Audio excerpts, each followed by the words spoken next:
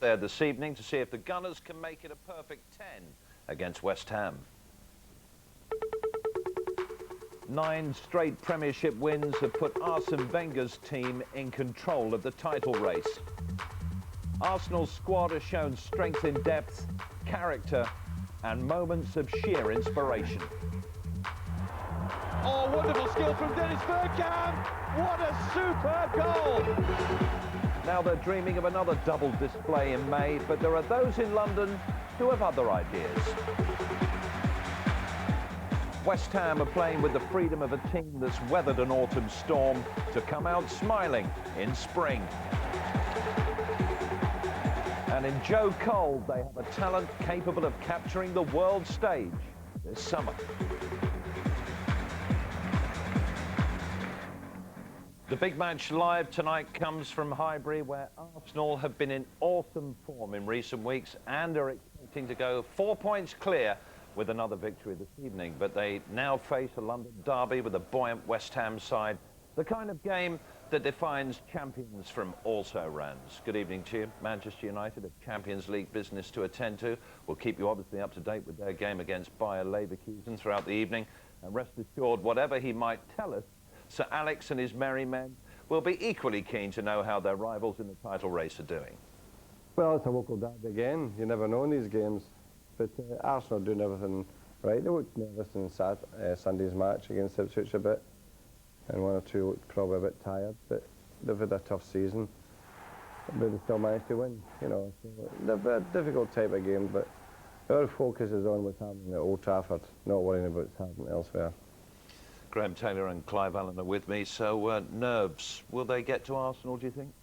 I don't think so, not at this stage of the season, and not with the run of form that they're having at present. I think that certainly they knew what they had to do. They've gone about it in a thoroughly professional way. But I have to say that this is a tricky one tonight for them. Yes, this really is the big game for them, isn't it? It's their game in hand. If they can win this, they're almost there. Well, I mean, it takes them 4 points clear. They can go then to Old Trafford and actually lose that game and still win the title if they win their remaining game. I think that they are the favourites, and it really is in their hands. So, although I think it will be tricky, I could still possibly see West Ham getting something out of this particular game tonight, because they are really in a rich vein of form. They've done very, very well, West Ham. OK, thanks for the moment. More from Clive and Graham, of course, in just a moment. Arsenal have had one bit of good fortune already today. They've won the cup final toss to determine which dressing room they will occupy a week on Saturday at the Millennium Stadium in Cardiff. They've got the lucky North dressing room, and those were the scenes at Highbury just a short time ago. Beautiful evening for football. Kick-off not too far away. We'll have a look at the top of the Premiership now, just to underline exactly what is going on. It's such an exciting season, really. At Manchester United, Liverpool or Arsenal can win the title. You've said, Graham, that you think that Arsenal are the favourites. They'll certainly underline that, won't they, really, tonight, if they win? Yeah, I mean, that's how important this game is. That game in hand, if they can take the 3 points, that will be a tremendous boost. Conversely, if they were not to do that, it would be surprising how psychologically it could be very damaging for them that they don't actually take full advantage of this game in hand. Well, let's have a look at the team that Arsene Wenger has picked tonight and the formation. What do you make of that? Business as usual, almost, isn't it? I think so, yes. I mean, he's got the injuries there that have he can't do anything about, so he has to get on. It's a strong side. He plays his 4-4-2. Of course, in Henry and Bergkamp, he's got a very, very good combination there up front. They can unpick any defence when they're on form. Clive, West Ham United, resurgent really after Christmas, and Glenn Roeder's has done such a good job after the doubters were there. They could pose a real problem for Arsenal tonight if they play. Definitely, and I think they will, because when you look at their side, when you're looking at young players, Cole, Carrick, Sinclair, who's still trying to stake a claim for a place on the plane to Japan and Korea. And I think that the pressure's off West Ham now. They've done the job to keep themselves firstly in the Premiership, and they've gone from strength to strength. It's taken Glenn Roeder time to adjust things at the football club, to get his way with the players, and certainly now I think they're starting to respond in the right way. Got a nice mix for me, some young players some experience, and they're all firing well together. We'll look at some of those personalities in the West Ham team a little bit later on. Dennis Bergkamp says that they would like it, Arsenal, if West Ham come and play football, because they respond to that and they'll win if West Ham do that. Well, I think they possibly will, but I know Glenn Roeder would have looked at the way Arsenal have played at home. I think he fears Arsenal getting in behind their back four, and probably they'll line up with 4 defenders and 5 across midfield, just to try to prevent Arsenal using their pace and their explosive counter-attacking football to stop them getting in behind the West Ham defence. Well, they're a very good team, Arsenal. No one's got the better of them in the Premiership this year, 2002, and West Ham have come away empty-handed on their last 6 visits to Highbury. We'll be getting the manager's views after the break. I just feel in the team a huge determination to win every game. We don't even look who we play. Just feel when in the dressing room, let's go out and win it. They've had a brilliant season. Certainly played their part in what's been the most exciting Premiership race ever.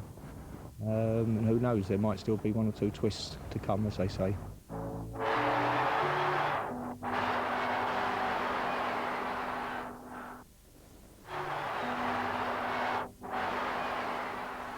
Welcome back. Big match live tonight from Highbury. Arsenal against West Ham, and this is what Arsenal will be wearing next season. Their new away strip, which is the blue one, doesn't quite do it for me, but then again, in fashion terms, what do I know? And the more traditional one, of course, extremely obvious with their new sponsor on the front of those shirts as well. Now, the Arsenal manager, Arsene Wenger, believes most neutrals want his team to win the title this year.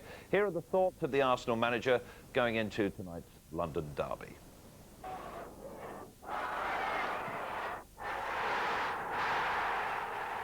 We are prepared for difficult games, and you've seen on Sunday we knew that it would be difficult before the game, but we found a solution, and our resolution is so strong that we found a way to score goals. We used recently to score early goals, and when you don't score early goals, of course, people become a little bit nervous. But we know we can do it sometimes in the first 20, sometimes in the last 5 minutes. That doesn't matter. The most important thing is to do it. And we kept that belief. We had that collective belief at half-time that we would go out there and win it in the second half.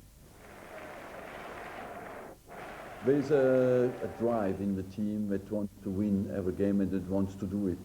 And you can call that pressure, you can call that what you want. For us, I just feel in the team a huge determination to win every game. We don't even look who we play. Just feel when in the dressing room, let's go out and win it. Sounding pretty confident, isn't he, Arsene Wenger there? His team have been performing so well, though. You know, 9 consecutive wins, going for the perfect 10 tonight. And somebody who's been instrumental in the last 2 or 3 games, certainly scoring goals, Freddie Ljungberg. Yeah, well, I've always thought that he is a very, very underrated player, and he's scored some vital goals. The diagonal runs he makes, the timing of them to get himself into goal-scoring positions is very good. A bit like David Platt. Very much so, although this fella comes in much more diagonally, and it's well worth any young man watching the timing of his runs and how he gets in. And then he's very cool and clinical when it comes to putting the ball in the net. What I would say about Arsene Wenger, about, what, a month ago, he became very, very upbeat, didn't he?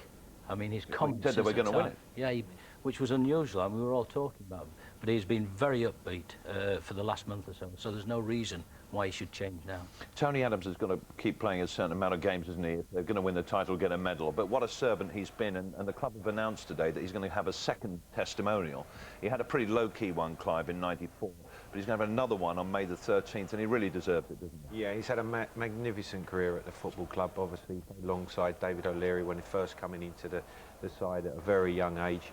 And he's just been a model professional and so consistent over the years. And I think that's one of the reasons maybe that Arsene Wenger is so confident is with Tony Adams at the heart of his defence. And maybe because he's got David Seaman, Graham, in his goal. Yeah.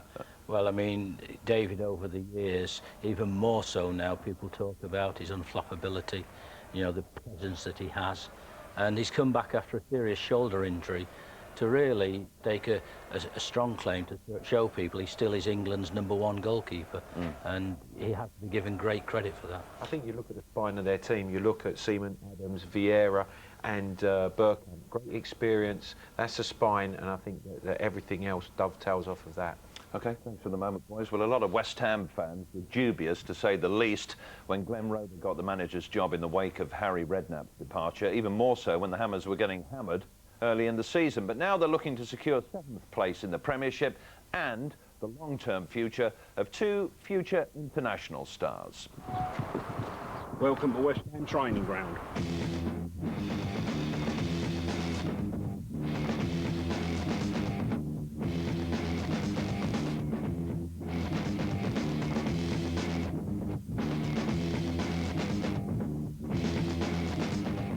We enjoy coming through together.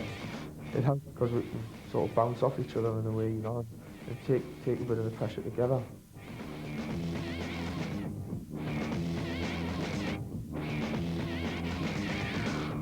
Michael, if either of them were required to play a part in the World Cup, they wouldn't let England down.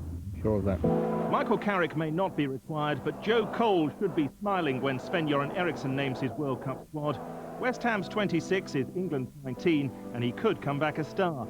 It's happened before. I was upstairs on my little television.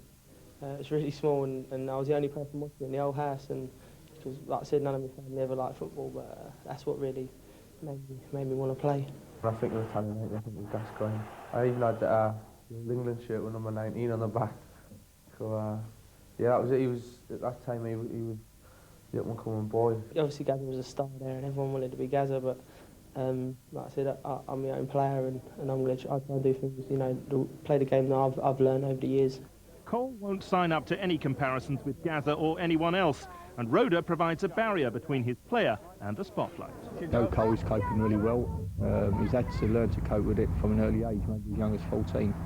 I've never known or been aware of a player so young to come into professional football under so much pressure, and he's done marvellously well. And I like to try and deflect that pressure away from him as much as I can, as I do with Michael Carrick. In terms of sort of the agent deals and sort of even the media attention and that, it's just something you've got to learn to cope with as you go along. And it's hard to sort of know what it's all about until you're actually thrown in there and you've got to do it by yourself. I think sometimes we ask our young players far too much too soon. They don't do it in the big European countries. You know, it doesn't happen in Italy, Spain, Holland, Germany. They're much more patient with their young players, and I think in the big picture that is the best route to take. Patience has been a must for Glenn Roeder in the past 9 months. Today's 7th place looked a long way off after his first 7 games as manager. And after West Ham lost 7-1 at Blackburn last October, Roeder looked like a managerial casualty waiting to happen. But he's still in charge, and now he's planning for next season. Trouble is, rebuilding a team needs money, and the fans fear another summer sale could be part of the picture. Well, I hope that's not the case, and I'll do everything I can to keep the players that I want to keep. There's certainly a nucleus of 8 or 9 players that you'd like to build the rest of the squad round. Number 26 will be one of those, but before the World Cup or next season comes the chance to hinder Arsenal's title challenge. More than enough incentive for a North London boy and his manager. They've had a brilliant season, certainly played their part in what's been the most exciting Premiership race ever. And who knows, there might still be 1 or 2 twists to come, as they say. West Ham United with 2 really good youngsters there, Michael Carrick and Joe Cole. Joe Cole is criticised in some quarters, Clive, maybe you think unfairly, I don't know, that he's got all the tricks and the party pieces, but the final ball and he doesn't have enough shots. Is that fair? Yeah, he probably doesn't score enough goals for the ability that he possesses, and he can open defences up. I think it is in that final third. He needs to be more clinical, but you know, he's a box of tricks, and I think he can do different things. He can change the course of a game.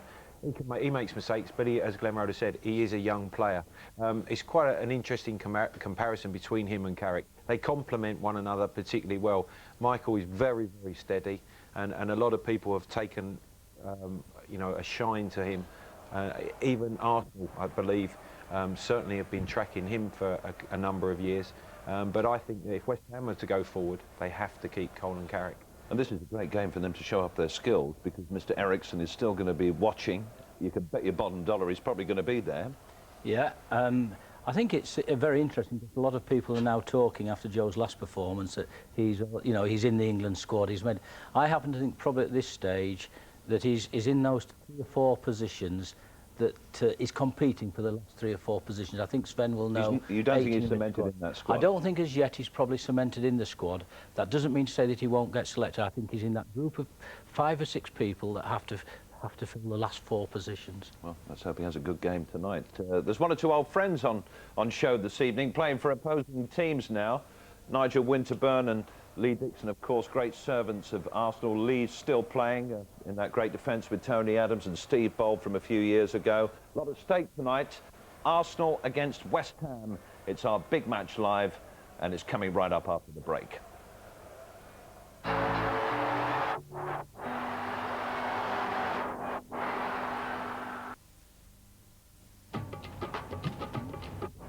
Ever wondered what the most commonly used word in the world is? Okay. Man's favorite word is one that means all right, satisfactory, not bad. So why invent the light bulb when candles are okay? Why make lifts if stairs are okay? Earth's okay, why go to the moon? Clearly not everybody believes okay is okay. We don't. And we were wondering, what would the world be like if its favorite word wasn't okay? What if we could change it? What if the word was, what if?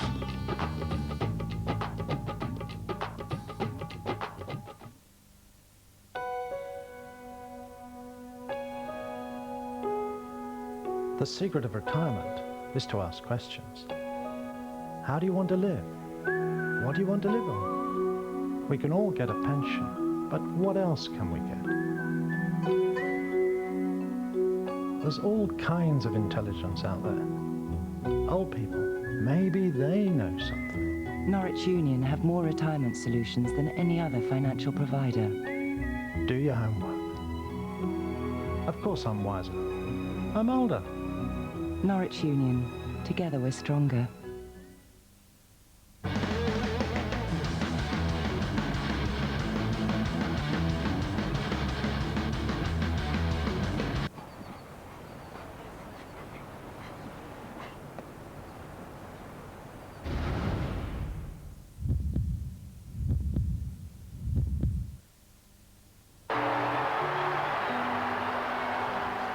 Welcome back to the Big Match Live. There's another really big match happening at Old Trafford this evening. Semi-final of the Champions League, Manchester United against Bayer Leverkusen. They are playing there just a few minutes into the match. No goals so far, and we're going to keep you up to date with how that game is progressing throughout our show tonight. We're concentrating, of course, on Arsenal going for the Premiership title and West Ham United looking to cement that 7th position in the Premiership, a remarkable achievement after the awful start that they had. And for Arsenal really to go for it tonight, you sense that they have to get an early goal, because Alex Ferguson was right, wasn't he, when he said that against Ipswich at the weekend, they did look nervous when they hadn't scored. Yeah, I think that happens when you're in this sort of situation. Obviously, the quicker you can get the game won, the better.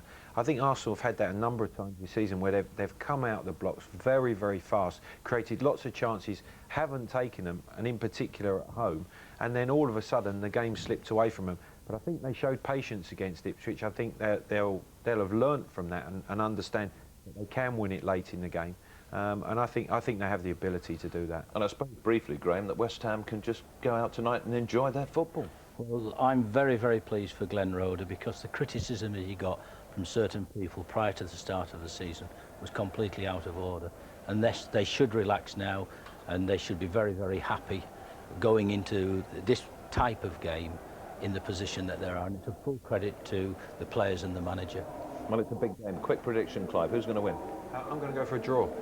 I think I'll go with Clive and say it'll be a draw. A draw, say the boys. It's going to be a night of tension at Highbury. So much at stake for Arsenal, chasing the Premiership title. We can go over now and join our commentators for the evening, Brian Marwood, and first, Alan Parry.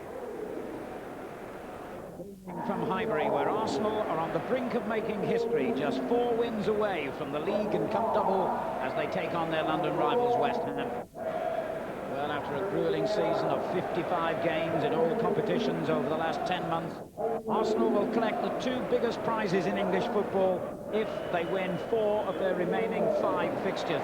Primarily, the fact that Arsenal are so close to glory and yet could end up with nothing at all really sums up everything about what's been an incredible season in the Premiership. Well, it has. I mean, you and I have marvelled most weekends this season, haven't we, about the type of football, about the changing nature of the Premier League. It's been fascinating. I think it's been a season that everybody has thoroughly enjoyed.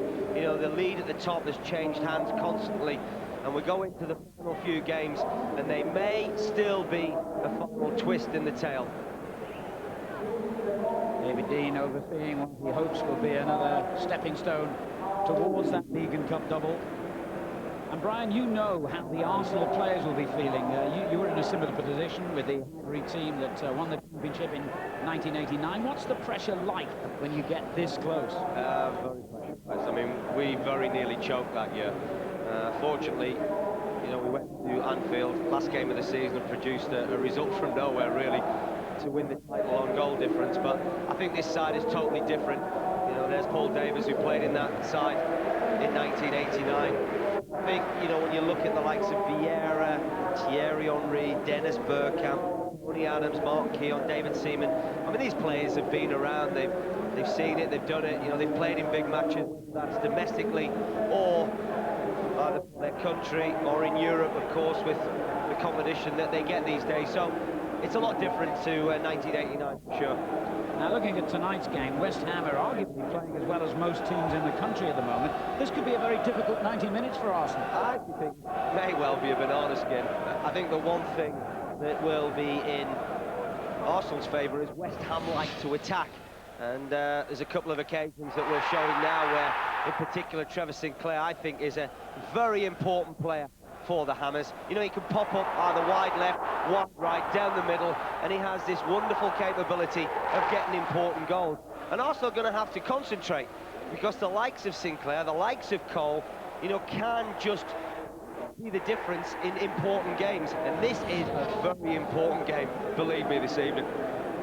Arsenal have suffered only 3 defeats so far, the fewest number, of course, in the Premiership. Do you think they can afford to lose again and still win the title?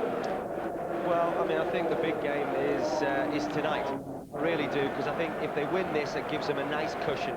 I think if they slip up tonight, I do believe Manchester United and Liverpool will then have some sort of belief that they may get something out of this game, this title race. And more importantly, of course, you've got Arsenal's forthcoming visit to Old Trafford. So if they slip up tonight, that really is going to be a humdinger of a game for them to go and get a result.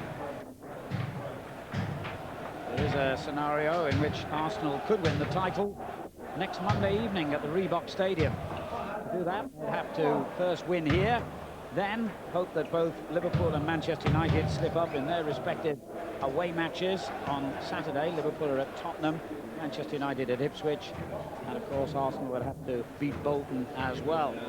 So it looks quite likely that things will be delayed in terms of celebrations. Sven-Göran Eriksson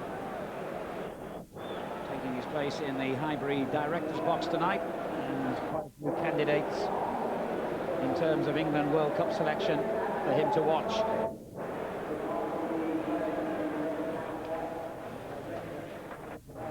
Well, these two clubs just a few miles apart in the capital city, but I have to say London derbies hold no fears for Arsenal. In their last 23 games against other London sides in the Premiership, Arsenal have been beaten only twice.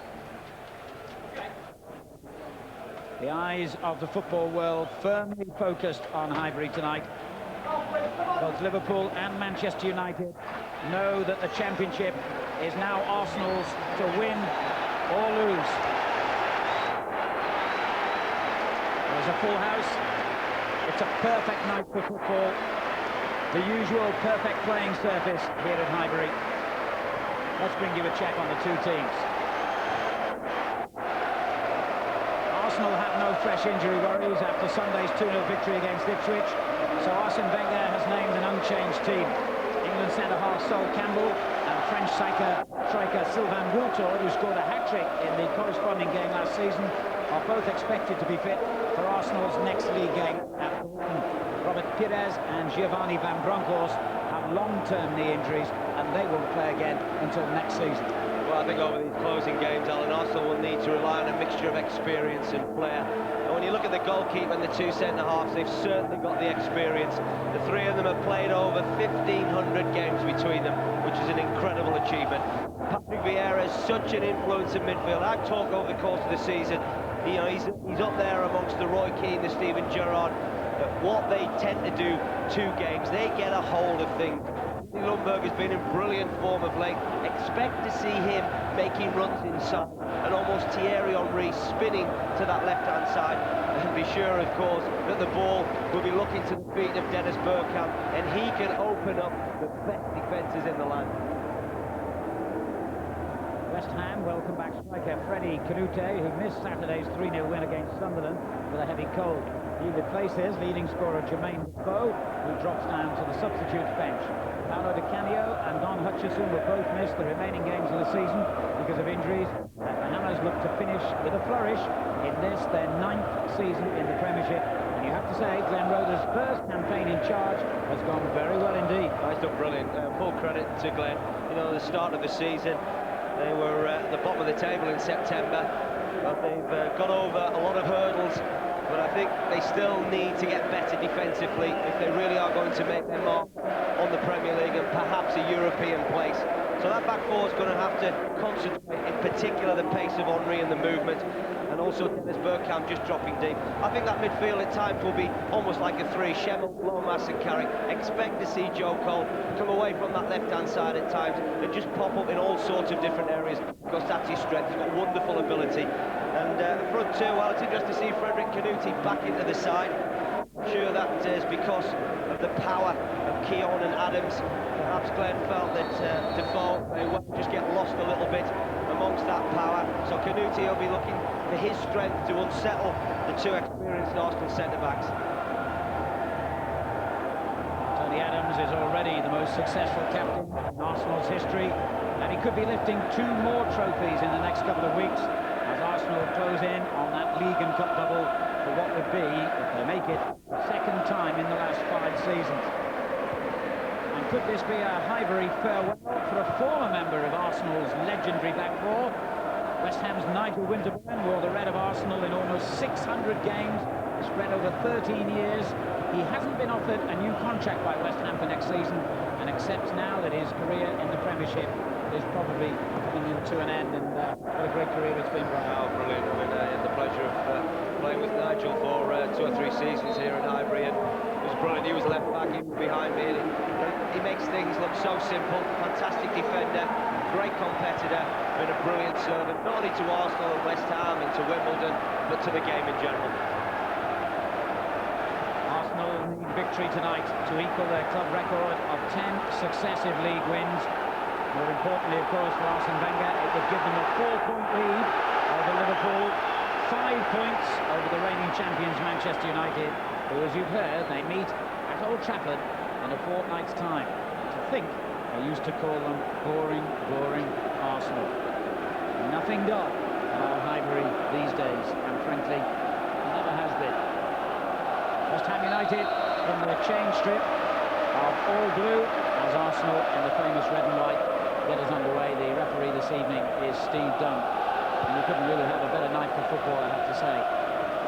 Unfortunately, you can't say the same of the transport system to Highbury. The road's absolutely clogged, and there was a threat at one stage they'd have to delay the kick-off when 2 or 3 of the local underground stations had to be closed, but happily most of the capacity crowd in their places by kick-off.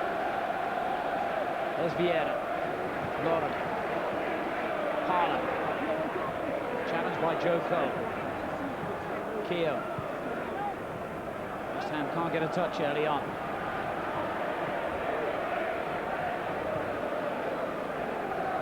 Edu, the Brazilian, looking to use Ashley Cole down the left-hand side, and a needless corner conceded. A little bit of nervousness there at the back for West Ham. Schimmel didn't really get the shout and felt that he couldn't take any risks. Arsenal come out of the blocks flying every game.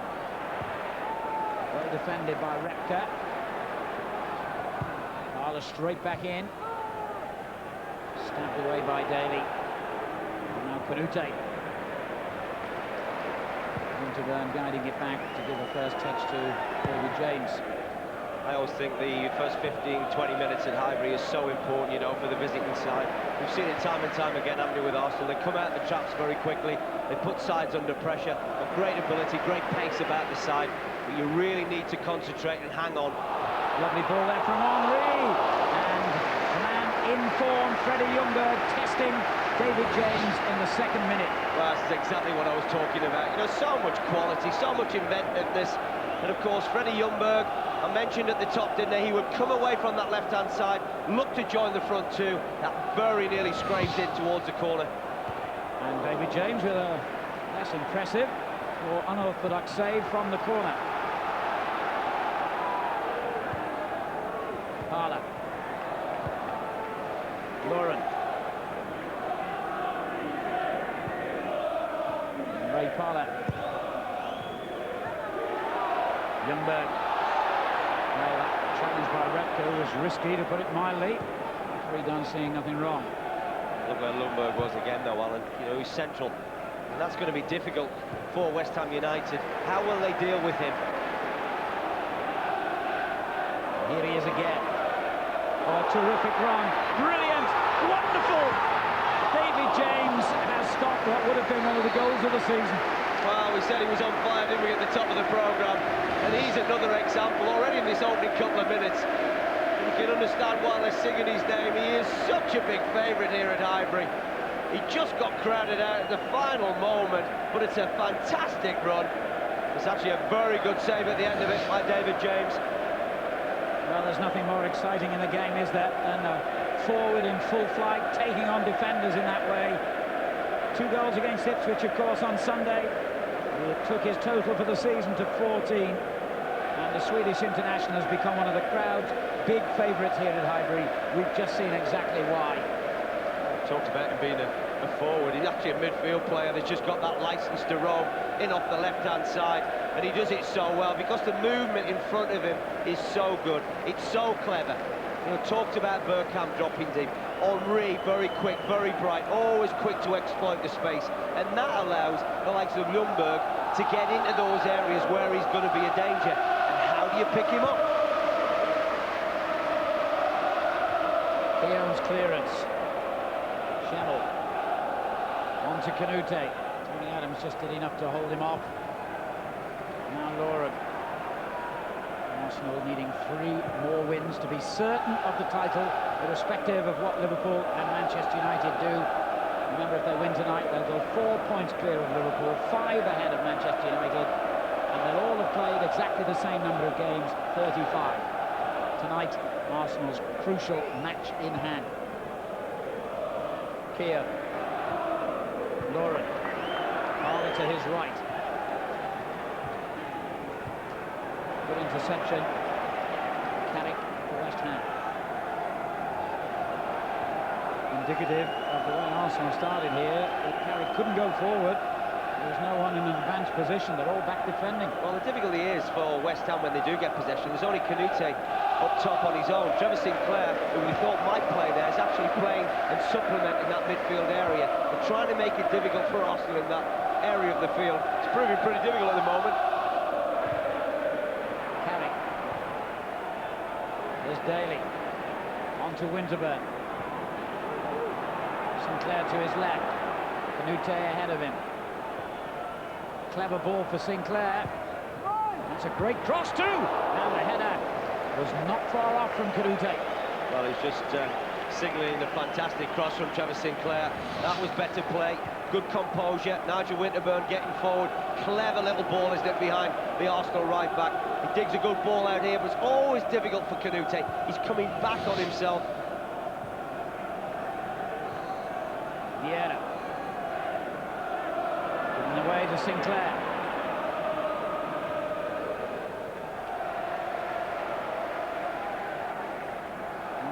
gets caught in possession. Patrick Vieira, the only player who has been in the players team, the PFA selection, for each of the last 4 seasons. What a tribute to the way he's played in that time. David James with 2 excellent saves early on in front of the watching England coach.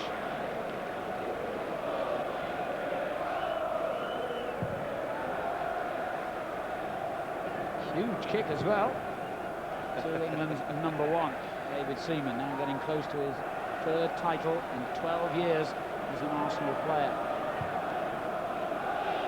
Keown to Ashley Cole, another England prospect. In fact, I think we could call him probable.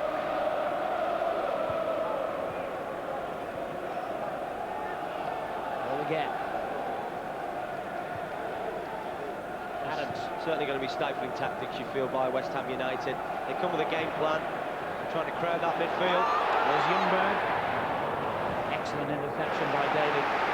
He's going to got in again, hasn't he, Freddie Ljungberg? In this opening 7 minutes or so, he really has been a threat.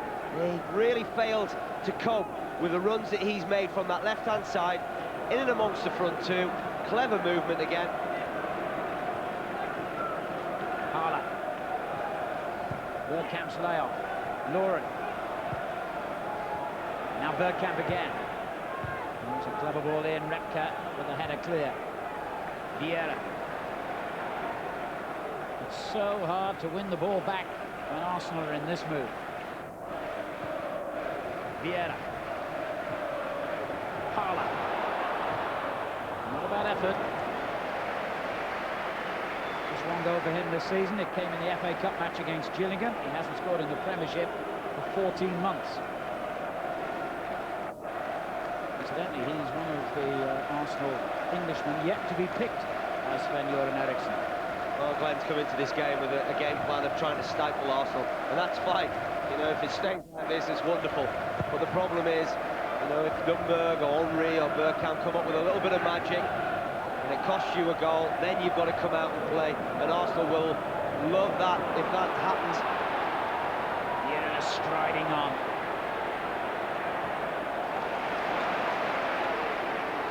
Edu has gone wide here, and David James with the shot from Henry, did a little bit of ball juggling but was in control.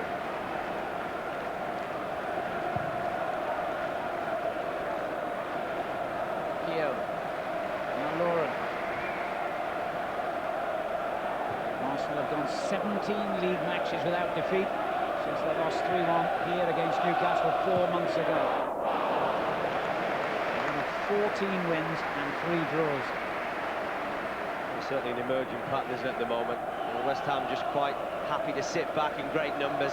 Arsenal having lots of possession, probing, hoping that they can just catch West Ham off guard at a vital moment.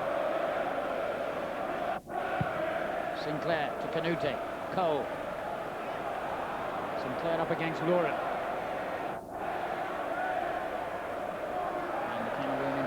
Stood his ground and got a lucky deflection at the corner flag. Bergkamp. Well, that's unusual for him. Canute. Ambitious.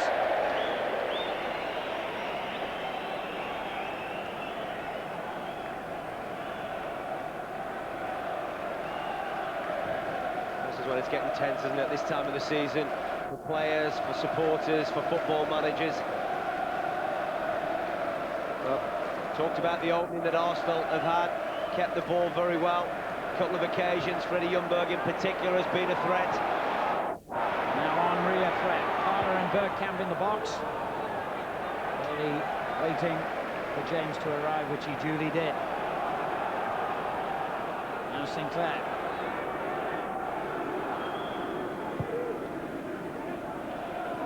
Header by Lomas, who was fouled in the process by Ljungberg.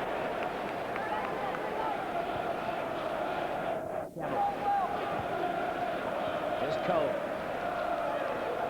Now Canute.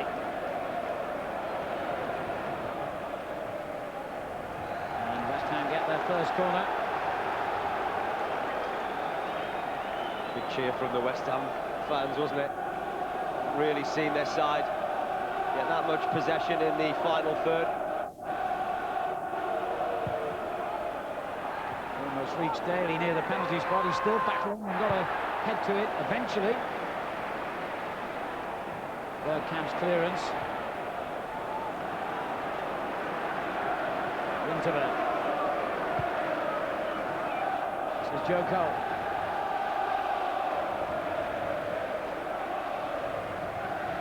Carrick.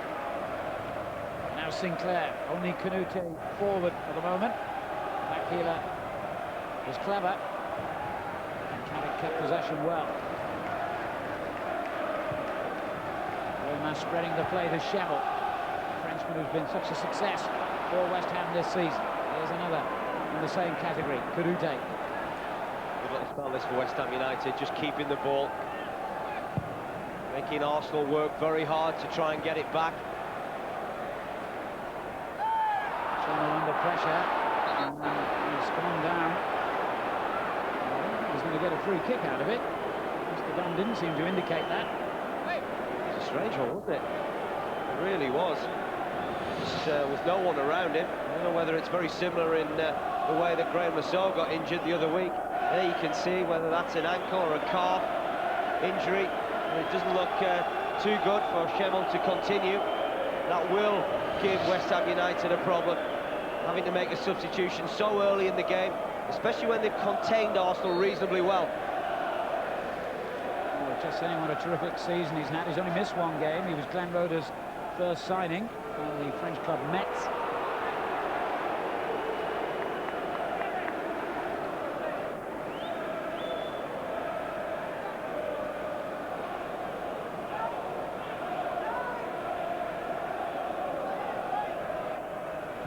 Canute's header. Schemmel continues to receive treatment off the pitch. West Ham down to 10. As Henry tries an outrageous effort. That was ambitious. You wouldn't put it past him, though, to score from there, would you? Very audacious by Thierry Henry. Well, that's the problem. Sebastian Schemmel must feel that he may have a chance of coming back because they're giving him a little bit more time to recover. The Slovakian international defender Vladimir Labant on the bench. He's been sent out to warm up as Cole takes West Ham forward. Oh, and another effort by Canute that wasn't too far wide. He's claiming it was a deflection and a corner, but goal kicked the verdict. Well, clever play from Joe Cole, but just look at West Ham. They've only got one player in the box. It's Canute, and he's the player that gets on the end of it. He isn't far away. Yeah. Now Parla. Lauren. Schemmel back on his feet, but not looking too clever, I have to say, as Arsenal come forward again. Henry's header. There's Bergkamp. Clever. Bergkamp. Good challenge by Winterburn. They've seen that with Highbury a few times, but not usually to stop them. Bergkamp miskick. I haven't seen too many of those. Collector's item. Mark the date, mark the game. Dennis Bergkamp.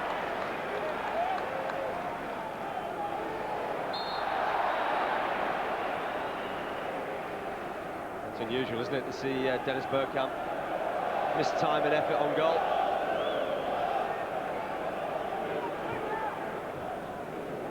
Parla. Lauren.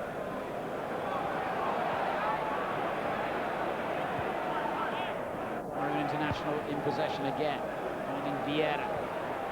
Good challenge by Cole, but Arsenal keep possession. They've had a lot of that in this opening quarter of an hour. They do. Vieira. West Ham defending in numbers and defending deep. Lauren. Another good tackle by Nigel Winterburn. If this is to be his last ever appearance in Highbury, he's going to make sure it's a good one. Well, they're going to have to be patient, aren't they, Arsenal? And it's important that the fans stick with them, get behind them, give them plenty of encouragement.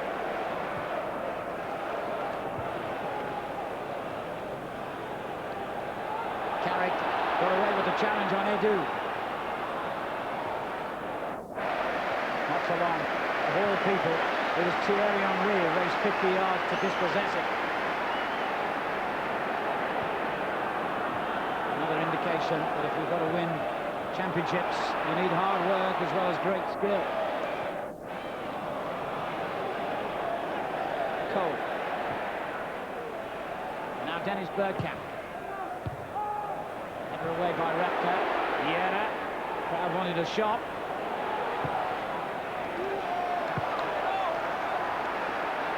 Well, they're working incredibly hard, West Ham United. You know, full credit to them. Ipswich came here on Sunday and made it difficult, made it frustrating for the home side.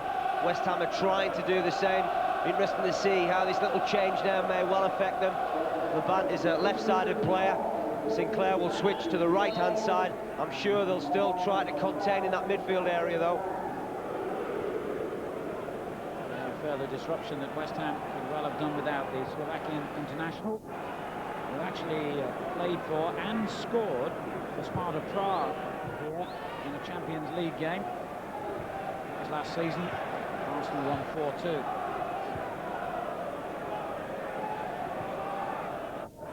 Edu. Cole. Edu again. Well, to a nasty little deflection, but David James looks in top form at the moment. To put his start to his West Ham career on hold after a knee injury when he collided with Arsenal's Martin Keown, of course. He makes the interception here, but Canute should still have given West Ham the lead. Well, he fashioned the opening himself, didn't he? But it's route one, really. David James just launched an unbelievable kick downfield. And there you can see Canute. He's battling against the two centre-halves. I mentioned this at the top, didn't I? And that's exactly what he's been asked to do this evening. And then he just needs a little bit extra composure. And that could quite easily have seen West Ham ahead. Well, Ipswich had their chances and missed them here on Sunday. West Ham will know that you can't let Arsenal off the hook too often. Well, he did all the hard work, didn't he, Alan? Brilliantly to get himself into a shooting position. And he just needed that little bit of extra time, extra composure. It went missing at the most important time. Carrick looking for the run from Sinclair.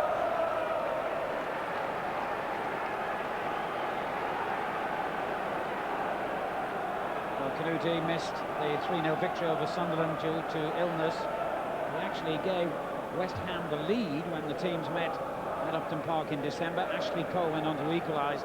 He should have given West Ham the lead again here tonight.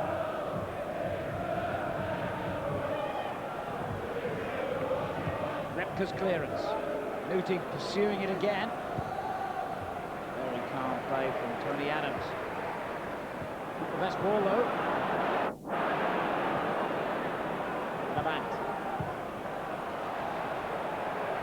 Ashley Cole admits it was his error rather than Labant's. You get the feeling, you know, West Ham United, that chance by Canute, a little bit more possession that they've had over the last 5 minutes. It's given them encouragement. They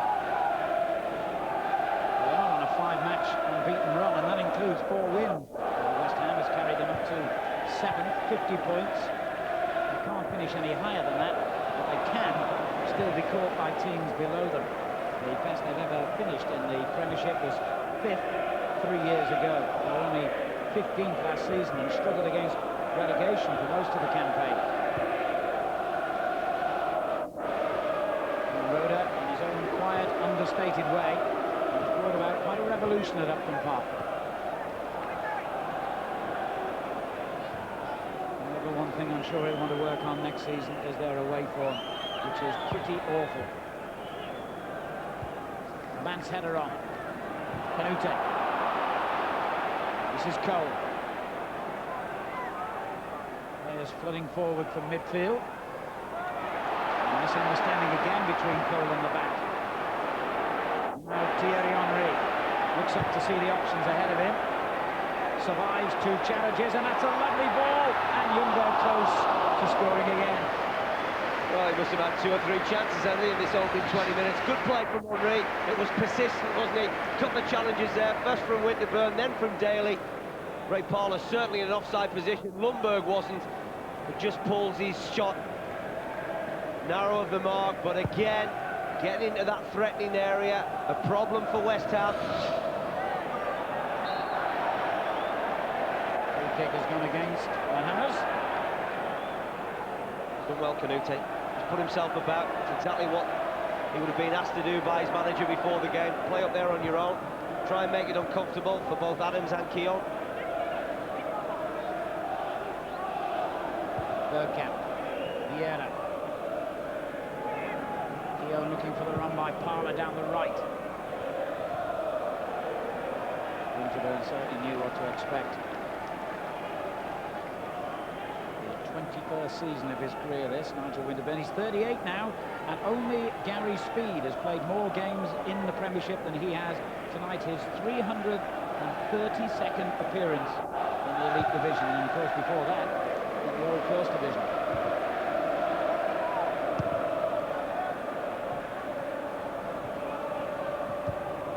Adams under pressure from Canute, who's putting himself about.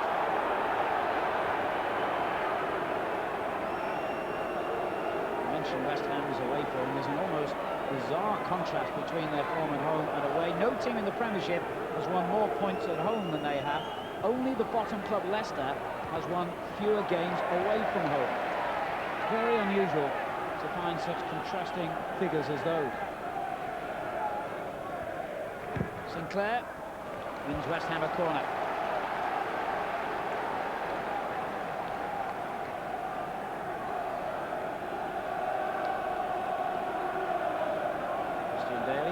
Score his first goal for West Ham, but he scored his first international goal for Scotland last week against Nigeria. He almost header on target from the last corner, and he's there again, but it went over his head this time. Sinclair to Carey. Good ball in. Arsenal has kicked under pressure. Arsenal pack it clear with Cole, but the whistle had gone anyway. And Arsenal get a free kick, and they felt the referee should have let them play on. Great shame, you know, because Thierry Henry had picked the ball up.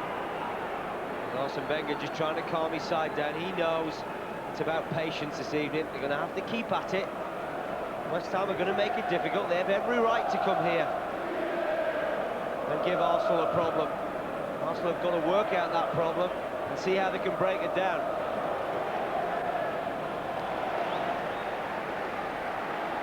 Well, the problem is that West Ham have flooded that midfield, and I think Ashley Cole and Laurent, they've got to try and support Ljungberg and Parlour in wide areas and try and get around the back if at all possible. Playing down the middle is proving difficult because there's so many West Ham shirts in front of the Arsenal players. Look at the possession now, certainly changed. Although it's still favouring Arsenal, it's beginning to even up. Arsenal have won their last 9 Premiership games in a row, remember. The last team to take a point off them was Southampton in a 1-1 draw here in February. Sinclair, dispossessed, however, also fouled by Patrick Vieira.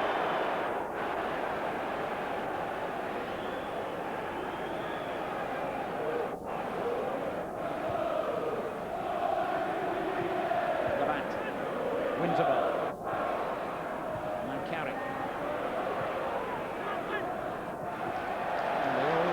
Falling down on this left-hand side for West Ham. No reflection on him. You and I have watched some games recently featuring the likes of Liverpool, the likes of Manchester United, where they haven't been at their best, but they've scraped victories. And I think tonight is going to be one of those types of games for Arsenal. You know, it may not be one of those convincing performances that they've produced time and time again. But the most important thing, Alan, is to win this football match and give themselves a little bit more of a comfort zone. No comfort zone for Tony Adams. The sort of jubbering challenge we've seen so often down the years. And I'm furious that he didn't get the throw in. Repka's clearance. And a bit of rough justice for Arsenal. They got a free kick for offside. Patrick Vieira in possession. Not as formidable as previous seasons. All their 3 league defeats have come here. They've also drawn 4 at Highbury. They've got a free kick in a more threatening position now. Carrick's challenge. O'Shea satisfied with the outcome. It's a clumsy challenge was from the youngster Michael Carrick. But they do, just breaking from midfield, taking a gamble.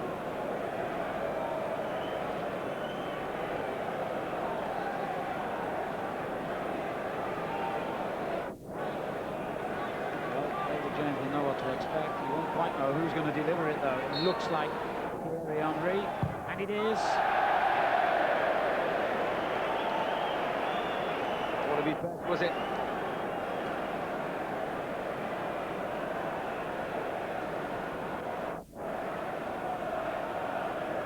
Well, when you get this close to not one but two of the biggest prizes in sport, things get very, very tense and nervous.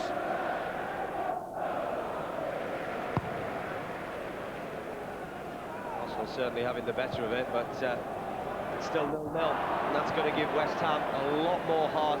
Perhaps not even just West Ham. You can include Manchester United fans and Liverpool fans also.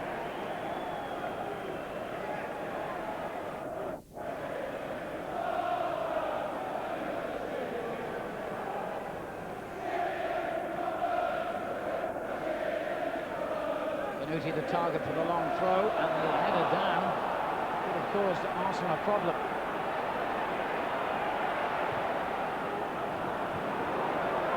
Winterburn has done anything wrong so far. Lauren for Arsenal.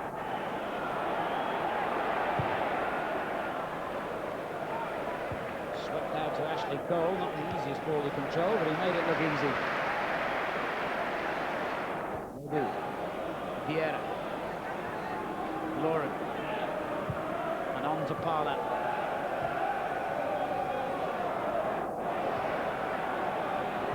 He takes over again. Vieira, Cole making an early run, and he finds it.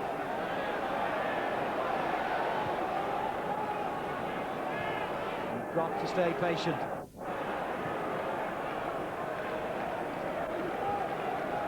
Laura.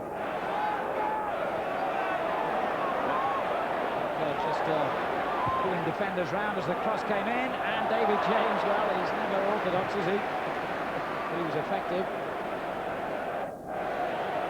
That's one thing about David James, he makes his mind up very, very quickly indeed. Whether it's right or whether it's wrong, he's committed to come and take crosses like that. One rather more simple to deal with.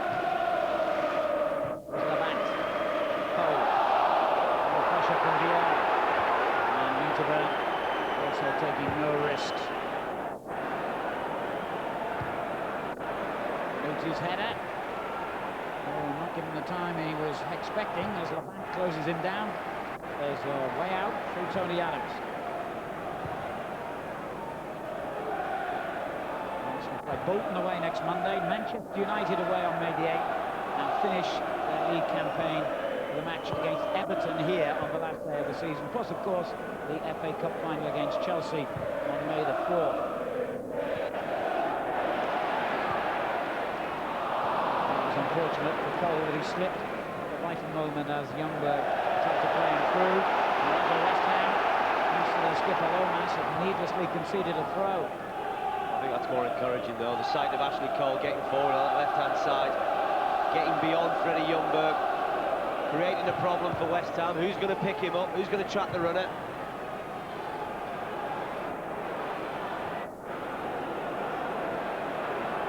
Half an hour gone, still goalless. Parla under pressure. Good challenge again by Winterburn. I must say, I didn't see anything wrong with that. Mr. Dunn's given a free kick.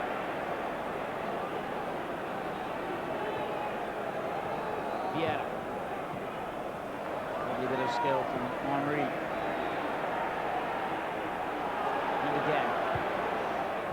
Got the ball he was looking for. Rector's interception. Good ball out. Challenged by Keogh. He's kind of won the throw. Konate's done a brilliant job for West Ham United, Alan. He's been isolated up there this opening 30 minutes, but he's worked extremely hard for the side. Got a few critics this season, particularly from the West Ham fans, but you certainly can't criticise his work rate this evening. Carrick. A better ball there, and Sinclair had a run at Cole.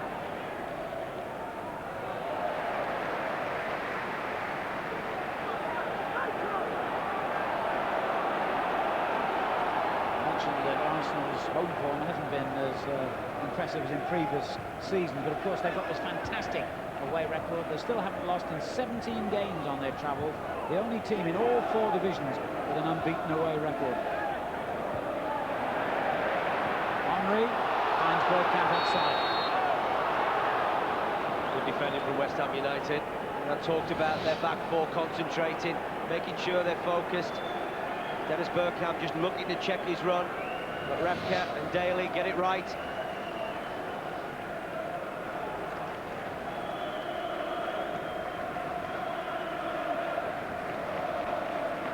There's one thing I'm sure Gerard Houllier and Alex Ferguson will be delighted with the way that West Ham United have gone about their task here this evening. It's not easy coming to places like Highbury because they really do overwhelm sides. But West Ham, they recovered from a very difficult opening 5 or 10 minutes. They found their feet. The structure of the side has made life very difficult for Arsenal. Ashley Cole. And a lovely return ball from Ljungberg. West Ham are defending well, and that's something they haven't been doing necessarily so impressively all season. They've led in 51 goals, one of the highest goals against columns in the Premiership, and in particular away from home. Well, in fact, they have the worst defensive record away from home. 38 conceded. They led in 7 at Blackburn, 5 at Everton, 5 at Chelsea. With 12 minutes of the half remaining, and Pearce not too happy with that decision that's gone against him. They're holding firm here.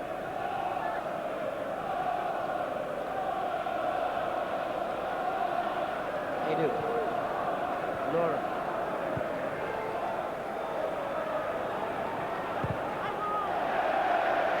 Winterburn using all his knowledge of the way part of plays to keep him pretty much under control so far. Well, Nigel keeps playing like this. Glenn Roden might be having a rethink about letting the experienced Winterburn go in the summer. It's been outstanding.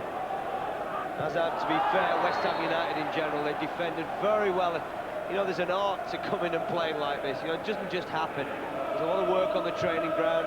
Preparation is vitally important.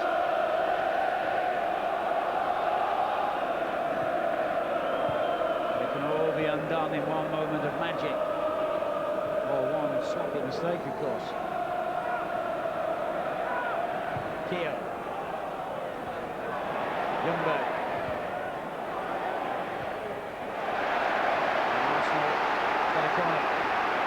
Well, for me, Freddie Ljungberg has been the main threat for Arsenal in this first half. He's coming up with those runs across the face of the back 4. Very difficult for West Ham to pick him up. He really is the main threat for the home team. In the direction of Adams, it never reached him. Taken off his own head by Vieira.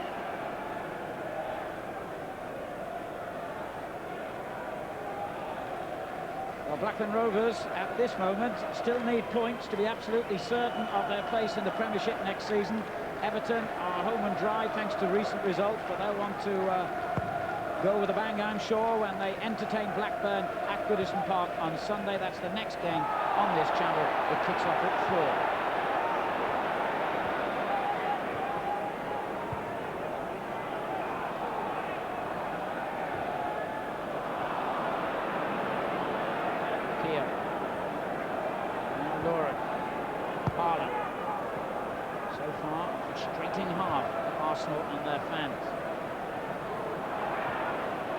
Closing down Martin Keown and Lauren Nigel Winterburn. We're going to have to get the shape right now. The left back is out of position. And the bench just filling in for him.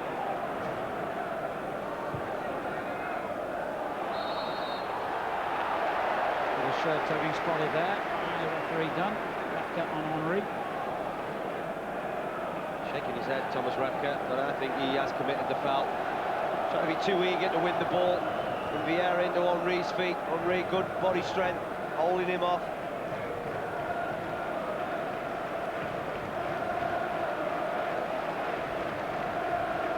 Henry, the main man, as ever, for these set pieces. This one gotten onto successfully, though. And Lawrence lost out here to Canute. He's all on his own as far as West Ham are concerned, but he's got round the last defender, he's got round the goalkeeper.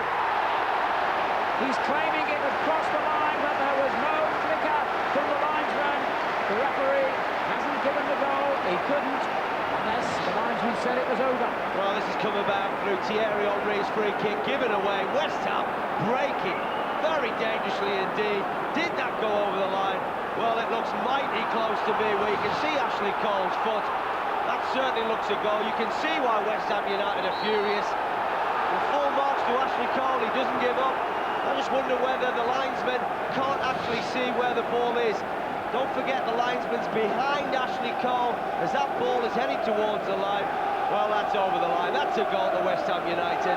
No wonder they're distraught. But it's decisions like that, well, absolutely incredible. But brilliant play from Canute. So clever, so cool, so calm, and very nearly collecting West Ham's first goal. Well, the debate about video evidence will restart in earnest when those pictures are seen around the world, I'm sure. In the nationwide, West Bromwich Albion a couple of weeks ago denied a definite goal in a similar incident to that. At least they got their just rewards in the end with automatic promotion, of course. Well, as Bergkamp takes Arsenal forward here, there's to be no immediate reward for West Ham.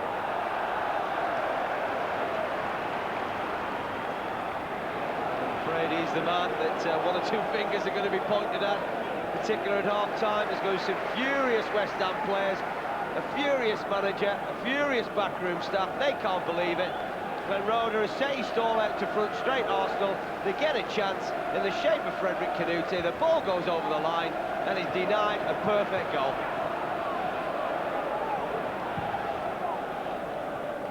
Not just the blow to West Ham, of course, but the consequences of that goal being allowed would have had reverberations at the top of the table for all three championship contenders.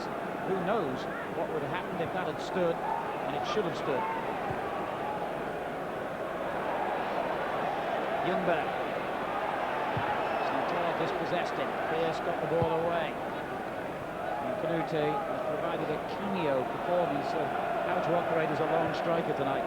It's been fantastic, hasn't he? I mean, he's had 5 attempts, and they really haven't had anywhere near the possession that Arsenal have had, West Ham United.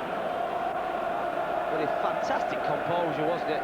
First to go past Tony Adams, then to sit David Seaman on his backside, and he wheels away. He thinks and knows, actually, he scored.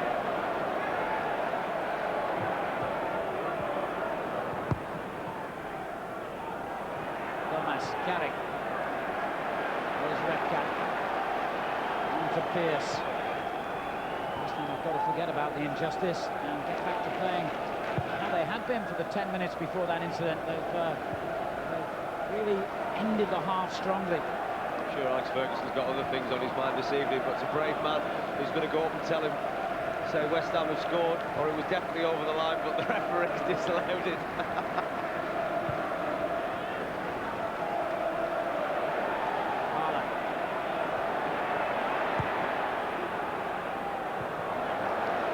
Those kind of incidents, the offside, should it have been a penalty, should it have been a free kick in the build-up, all those things are very difficult to decide, even with video evidence, and they would cause the game to stop. But it seems to me that the technology is already in place to decide something as simple and straightforward as that.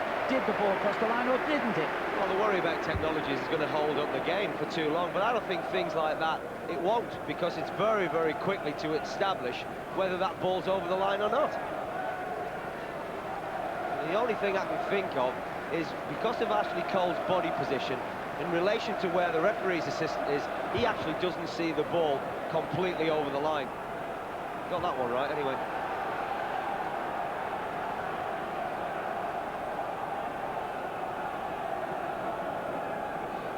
4 minutes to half-time. No goals, but a major talking point.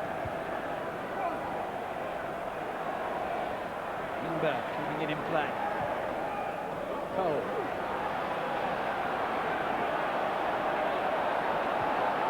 Arsenal had a couple of let-offs in this first half. It was not a similar story when they played Ipswich on Sunday. They went on to up a gear in the second half and win that one comfortably in the end, because they had a few near misses themselves.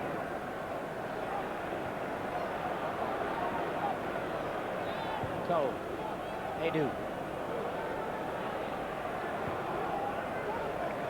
Ljungberg. And now Vieira. Here's Parla. Good challenge. They don't have a player lying injured at the moment. West Ham, that's the last thing they needed, of course, especially as Labant hasn't been on the field, what, 15-20 minutes, having replaced the injured Schemmel himself. He does well, Labant, doesn't he? But Ray Parla, looking to strike that ball from 20 yards, actually catches the heel, the ankle area of Labant. Well, I can have another look at it again, but it was fairly clear-cut to me. Frederick Kanouté, full flow, great ability, goes round the goalkeeper, he wheels away, thinks he scored. Well, it's not even close, is it? It's well over the line, well over the line. I've got a feeling we'll be seeing these pictures again quite often. Well, full credit to Ashley Cole, though. He didn't give up, did he? It's quite easy for him to do that.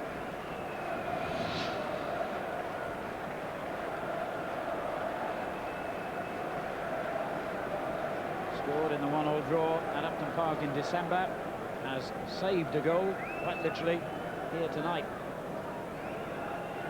And Manford's in a bit of trouble as he limps off. The only other defender that West Ham had on the bench is the vastly experienced Steve Potts, who hasn't figured very much all season. In fact, I don't think he's actually played in the first team at all. He has been on the bench a few times, but he hasn't got on.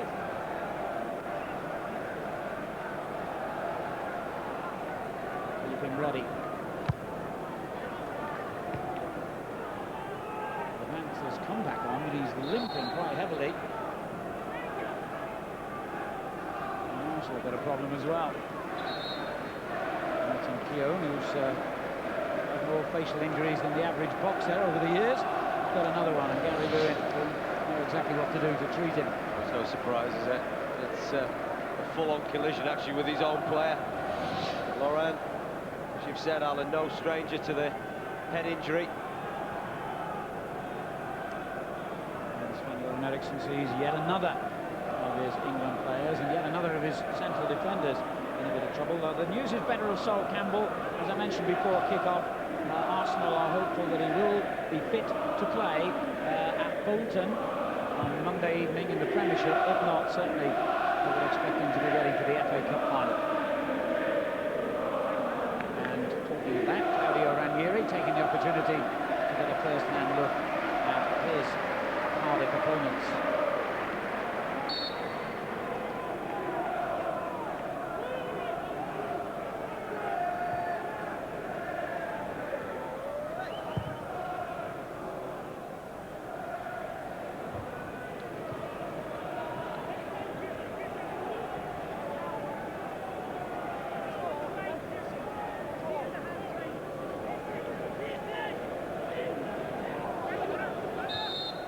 This time by Kanouté. 4 minutes will be added.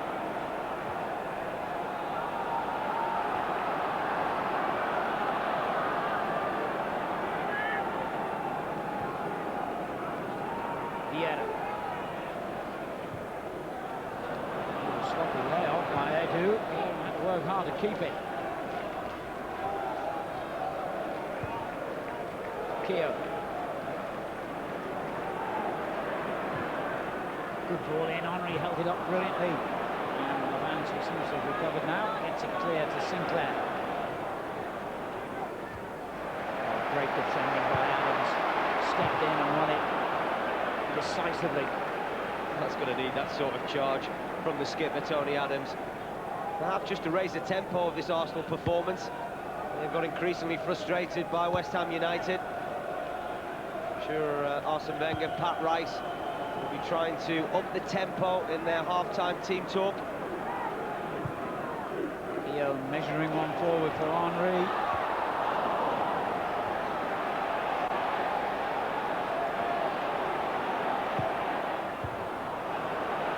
He's got the clearance straight to the captain Lomas. And on to Carrick. Cole winning it back for Arsenal. And now Carrick doing likewise. Not easy for Sinclair here. Where does he go? Well, he did the best he could.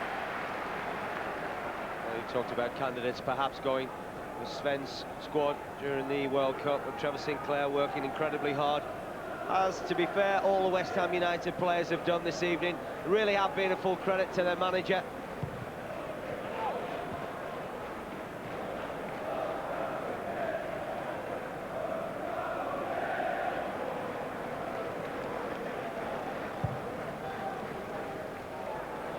Great ball there from David James, picking out Sinclair. Adams in higher than Kanute.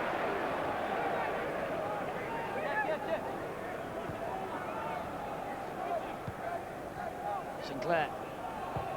They needed Kanute in the middle, and now they've lost possession anyway. Bergkamp. Well, the band just did enough to put him off. Just didn't get the throw. Well, again, it's very frustrating for the Arsenal fans when they see the likes of Dennis Bergkamp giving away possession. It's been the story of the game so far. All the credit going to West Ham United. Could quite easily be going in at the interval. 1-0 ahead. David James very cool there as Henry raced in. Adams gives it away. Sinclair. Now Carrick's a great ball over the top, but couldn't quite find Kanute. Excellent defending by Ashley Cole.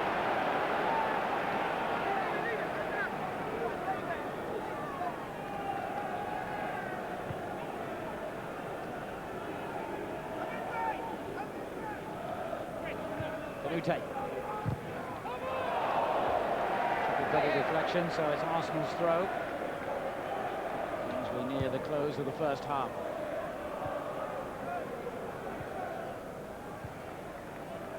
They do. Bergkamp. Some ball over the top, but it was also very well read by Thomas Repka, the Czech Republic international. Here's Winterberg and Carrick.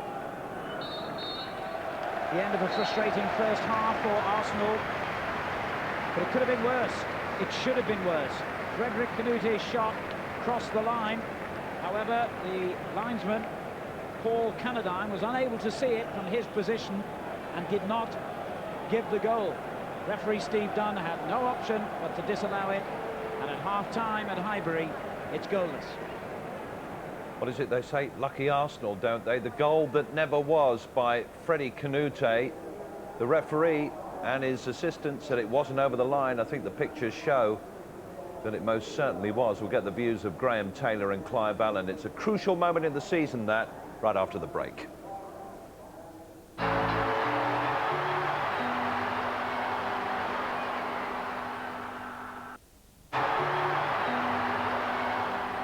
Hi there, welcome back to the Big Match Live. The half-time score at Highbury is, surprisingly, Arsenal 0, West Ham 0. We'll get the views of the boys in just a minute. Elsewhere in the Premiership, it's Ipswich 0, Middlesbrough 0. Very important match that for Ipswich, of course, at Portman Road.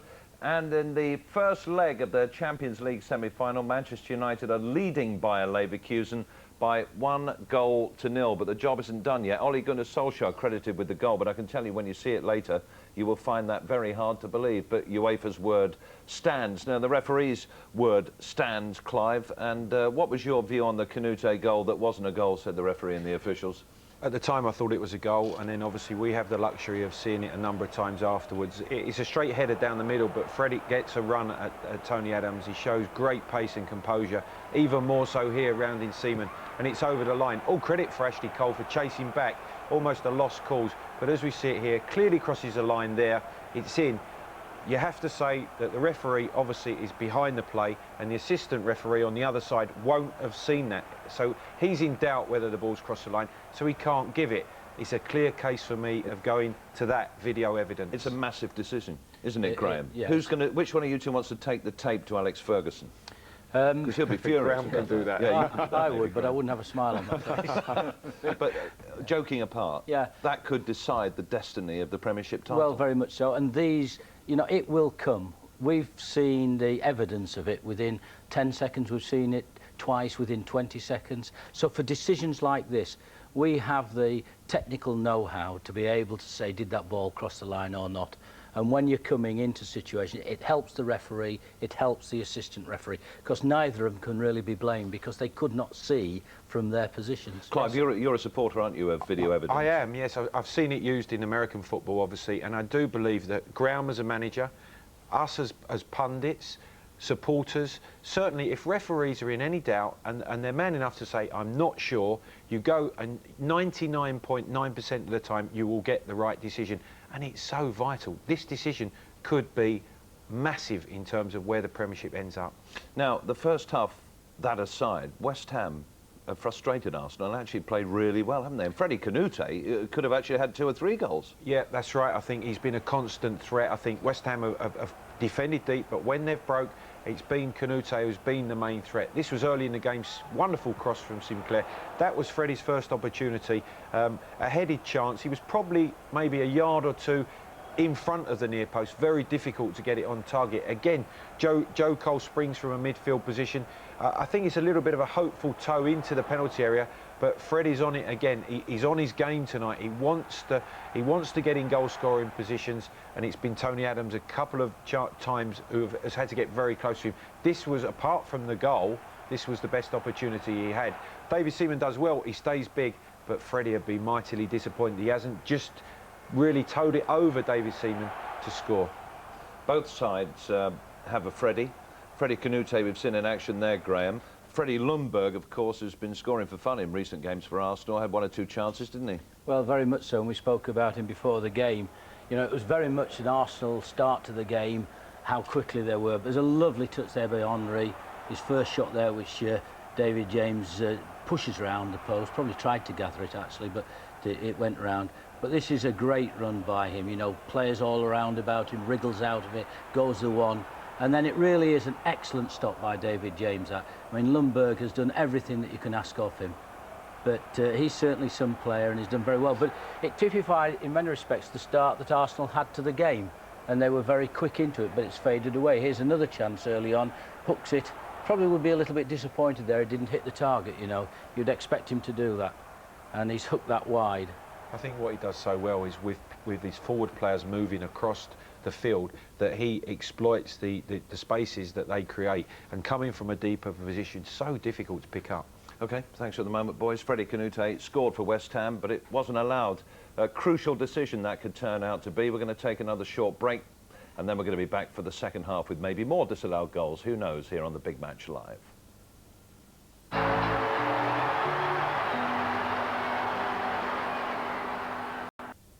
Sven Göran Eriksson at Highbury tonight with, I think it's Nancy, it could be Ulrika in a wig, you never know. Gary Neville has been stretchered off in that match as well, and I could tell you that Michael Ballack has equalised at Old Trafford for Bayer Leverkusen, so it's 1-1 there. That could be a crucial away goal for the Germans. We'll be back for the second half in just a moment of our match, of course, which is Arsenal against West Ham, 0-0, and a controversial goal that never was in that first half. But let me tell you right now about a bumper Sunday of live football that's coming up on the ITV Sport channel.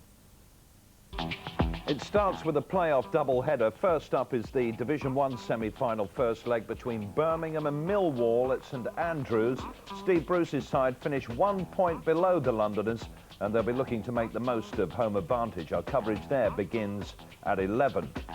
Then continues through the afternoon with the other semi-final kicking off at 2:30. That sees Norwich City take on Wolves at Carrow Road. Wolves, of course, the closest to an automatic promotion spot, only denied on the last day by their Great Midland rivals, West Brom.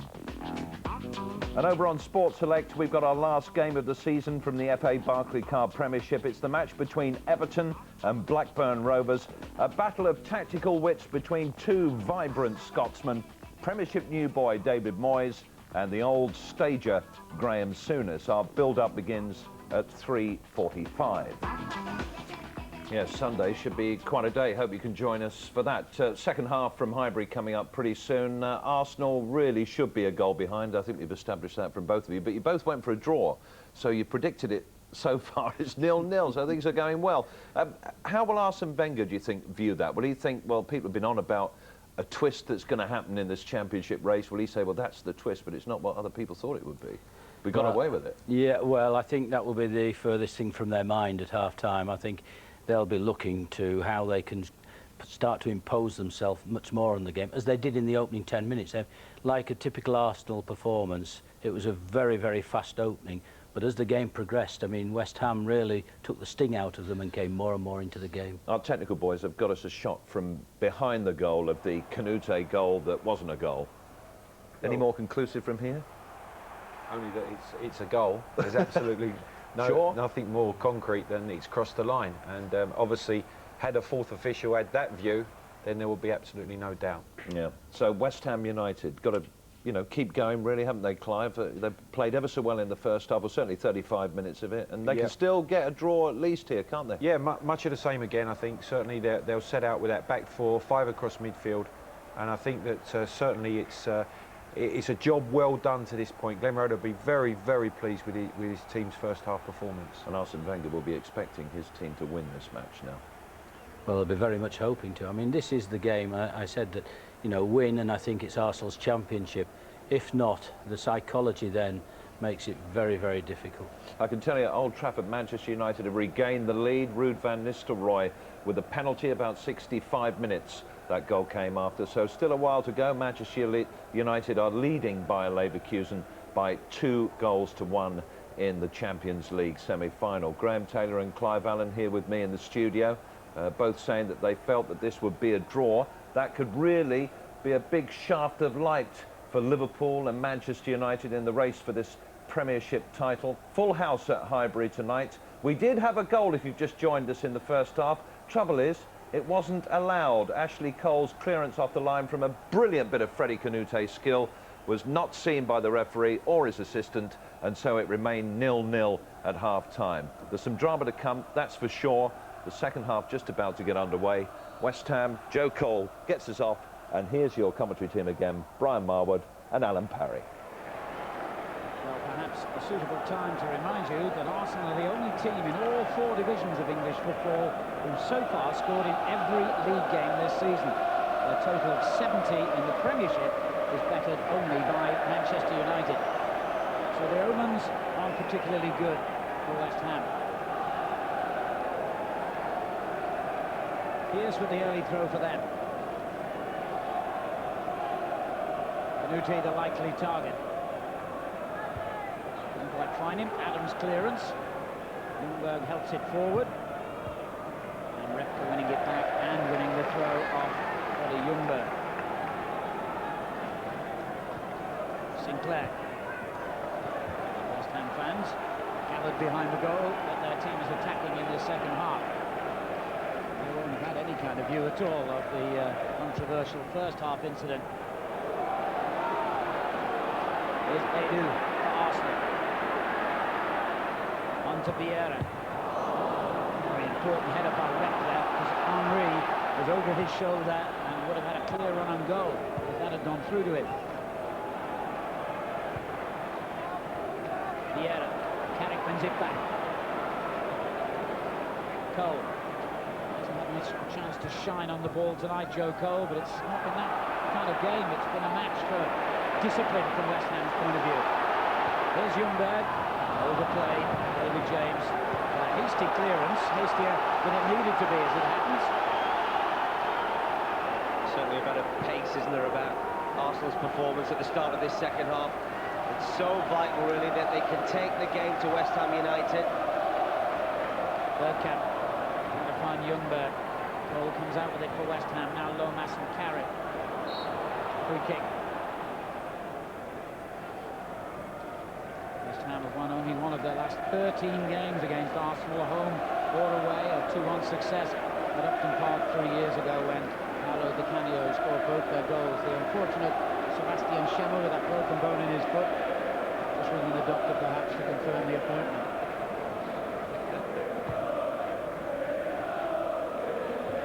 Clearance by Keown. Ljungberg helps it on. Bergkamp's got a bit of room. Fowler to his right. Henry ahead of him. Repka the defender.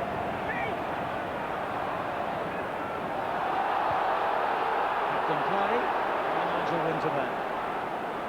Now Lamont, who's recovered from his first half injury. Canute showing that great change of pace, but Martin Keown with no slouch, even though he's coming to the end of his top-level career, perhaps. Bergkamp onto the pacey Ljungberg. Repka dwelling on the ball. You can't take those kind of liberties against players like Ljungberg.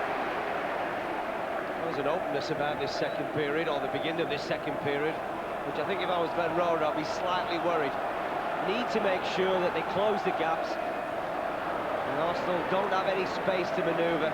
You saw at the early part of the first half when Ljungberg was making those runs that there can be a problem if there is space to be had.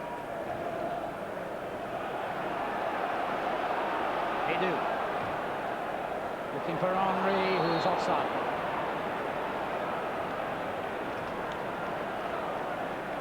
Certainly been major surgery as far as the defensive qualities of West Ham United this season. And we saw them at the beginning of the campaign where they really looked at 6s and 7s at the back, but they have a good unity, good structure. After slipping and presenting the ball to Ljungberg. Great pass as well to Henry. Lovely first-time layoff, and it's come back to Thierry Henry, and powers through! Great save! Well, I think the second one hit him rather than him saving it, but David James to West Ham's rescue again. 3 or 4 world-class saves. Well, there's a few warning signs for me. Just look at the space in the room that Arsenal get when they go forward. Some messy defending from West Ham United. They certainly are not closing down as well as they did in the first period. So half a chance to Thierry Henry. Perhaps a little bit more composure. He may well have just nicked this over the goalkeeper. The full marks to David James. Well, if his place in England's World Cup 23 wasn't already confirmed, he's picked a very good night to put on a show like this in front of Sven-Göran Eriksson. Bergkamp. West Ham continue to pressurise in midfield. Cole uses the flanks to good effect. Henry. Bergkamp and Ljungberg in the box. Corner. Well, it really is a testing period, isn't it, for the visitors? Arsenal come out the second period determined to try and win this football match.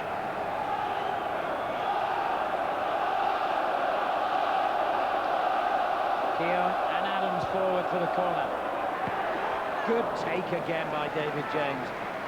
I'll tell you what, he was under incredible pressure, wasn't he, by Tony Adams, bearing it on him. He stood up to everything that Arsenal has thrown at him so far.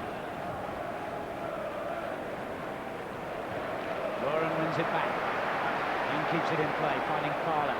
Now Edu. Ashley Cole.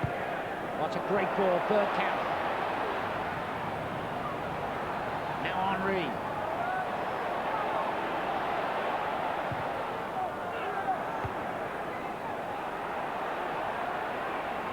West Ham continue to defend impressively. Vieira.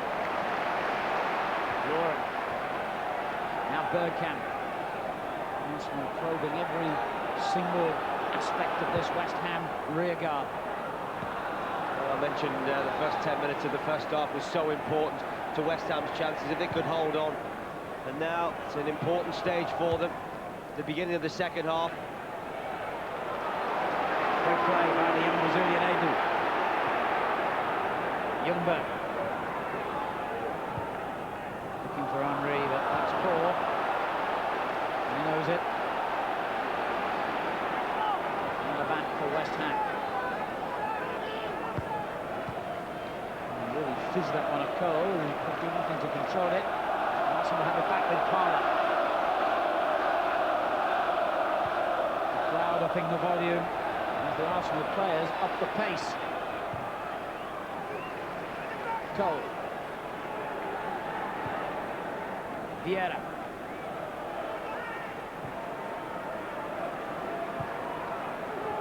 And now Bergkamp. That's a great little ball. Well defended. Walker made a mistake in the area. Arsenal attack. He didn't this time. Canute, brilliant. Cole leapt over the challenge impressively. Canute's in support. Well played, Cole. He couldn't quite pick out Canute. He did everything else right. Now there's a big gap opened up. Thierry Henry. Bergkamp in the box, so is Parler.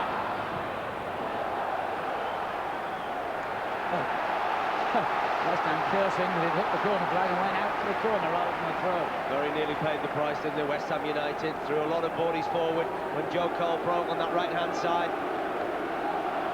Certainly far more urgency about Arsenal's performance.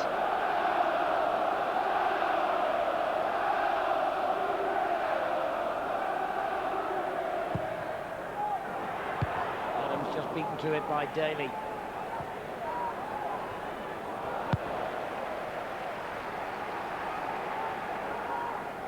Everyone now back defending for West Ham, even Canute. Bergkamp. Vieira. Henry, great turn.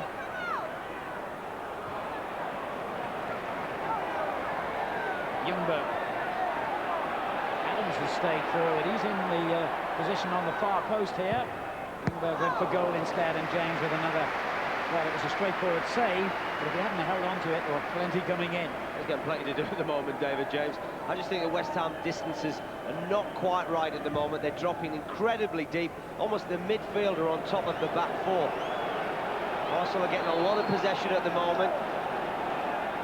I think that in the first period, when West Ham did very well, they conceded possession in a certain area of the field, and then they went and closed the ball down. They hunted in packs. That's not happening at the moment, just a little bit too deep.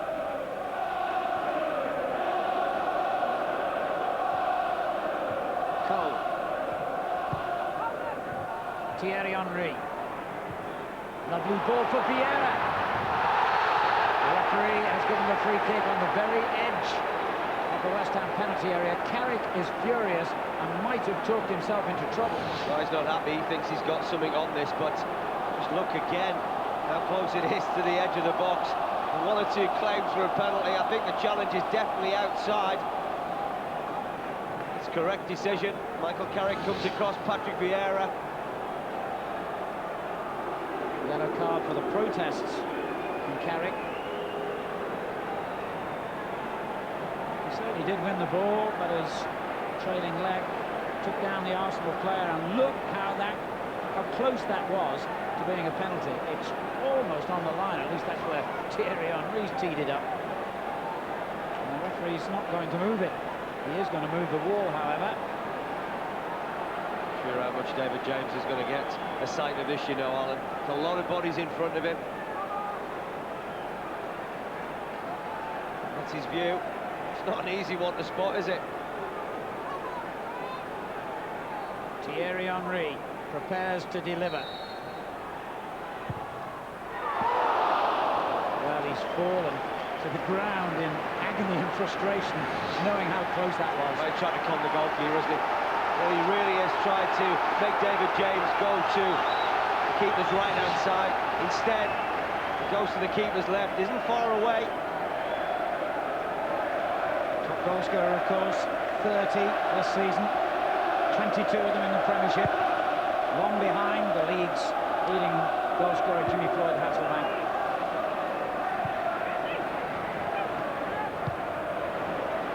Repka. In goes Vieira to win it back and find Bergkamp onto Parler. That lashes it clear. And West Ham's defensive action continues.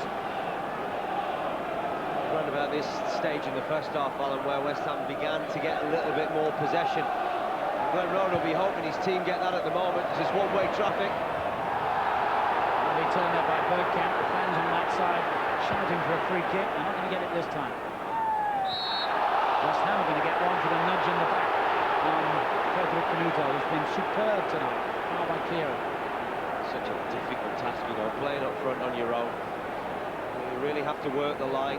He's made some very clever runs, and of course, bitterly disappointed for him and West Ham fans. It looked as if he had a perfectly good goal ruled out. Now he's conceded a free kick.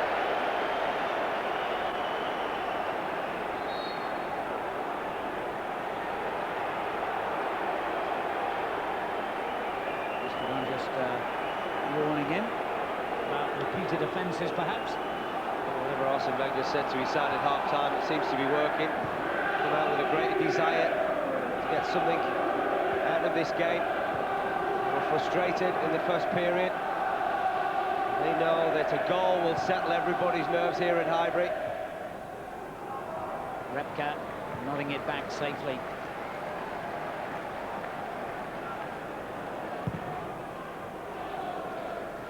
They've been frustrated in several games in recent weeks, months even, by opponents Arsenal, and it's round about this period of the game where they've often got their breakthrough. Vieira. And the bounce is giving away a corner.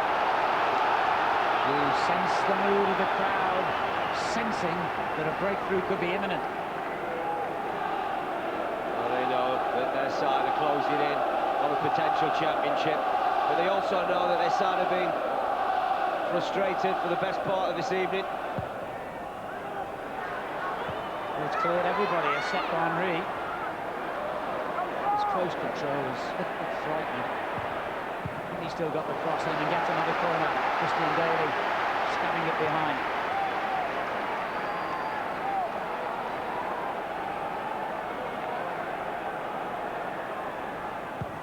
Up towards Adams, who came flying in. I think he made the contact. It's come out to Parla.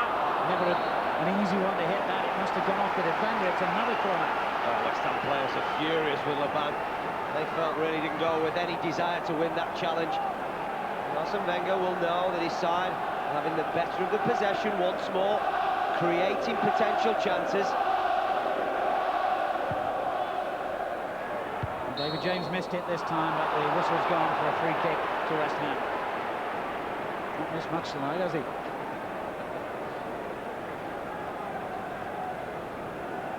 We'll be pleased that one of his goalkeepers, well, I'm not seeking to presume what his squad will be, but one of his almost certain choices in goal is playing so well. Canuti's header, cleared by Adams to Lomas.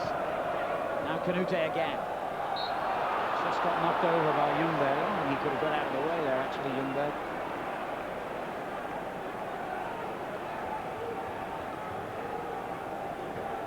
An hour gone, goalless at Highbury. West Ham have had their chances. They've had the ball over the line. It wasn't allowed. Is this the moment for their breakthrough? Carrick's free kick easily cleared. Now Sinclair, dispossessed by Vieira. Look at the man's strength. What a run by Patrick Vieira. Ljungberg takes over. Ljungberg. Oh, that was a theatrical dive. He didn't deserve anything for that. Did well, that's a yellow card. Did well, Trevor Sinclair. Worked incredibly hard to get back. But that's the type of presence I talked about, Patrick Vieira from that midfield area. If Arsenal are to get anything out of this game, it's important that Vieira, this type of presence, he can have on his side. But Trevor Sinclair, who'd actually lost the ball at the other end of the field, working hard to get it back. Now Lauren. The name of Patrick Vieira rumbling around Highbury from his adoring supporters here. Keown.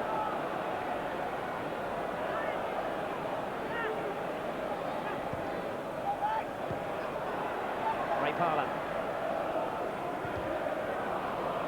Unusual.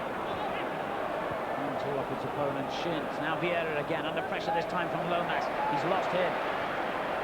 And found Adams. Bergkamp.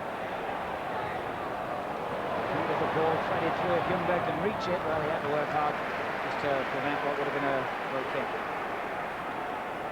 Well, looks as if Arsene Wenger's decided to supplement the forward line. Kanu, big Nigerian, is about to come on. I'm sure that a midfield player will be sacrificed.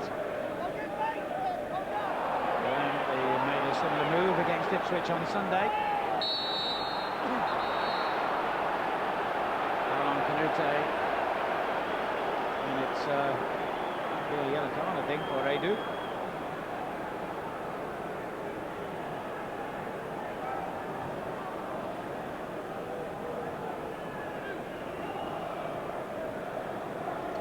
Yep, caution for the Brazilian. And he's not being sent off, he's just being substituted. What a way to leave the field with a yellow card. Kanu on in his place. He hasn't scored, by the way, in the Premiership for over 5 months. The Nigerian international, who also got the last half an hour or so against Ipswich on Sunday.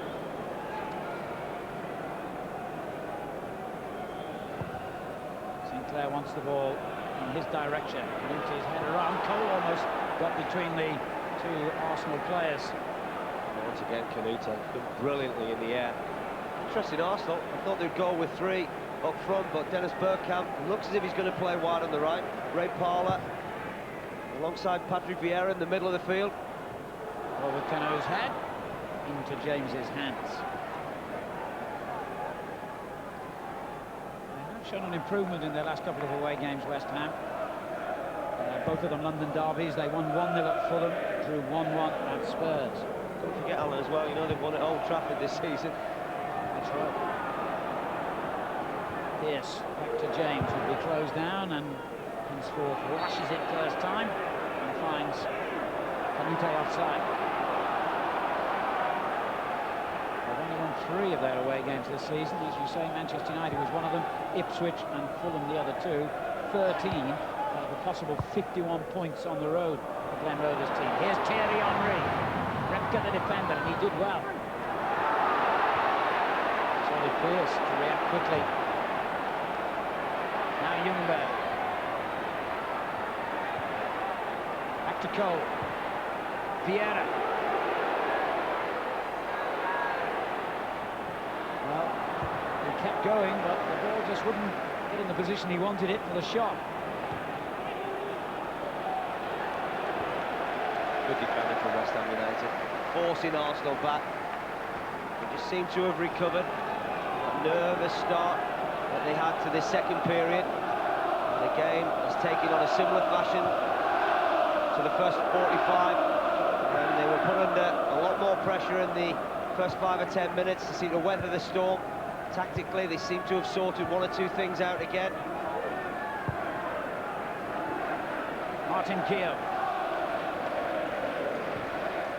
Henry. It's time for Bergkamp. And back in towards Kanu. It's clever. Ljungberg. So's that.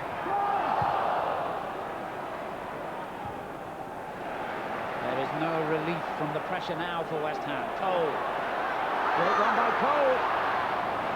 Nicked away from him by Repka. Corner.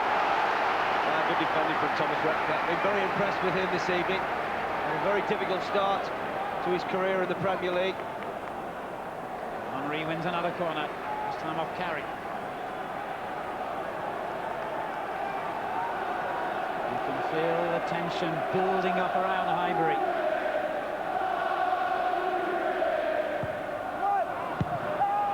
And that won't help at any poorly delivered corner. But inevitably, it didn't take long for Arsenal to have the ball back again. There's Vieira. Adams.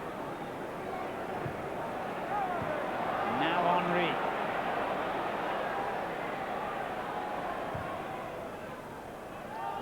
Bergkamp on the right.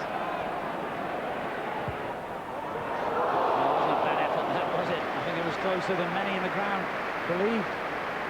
Well, Arsene Wenger deciding that Dennis Bergkamp would be better playing wide right, trying to get him a little bit of space, trying to get him into situations like this. He's clever enough, isn't he, to bend something like that into the top corner.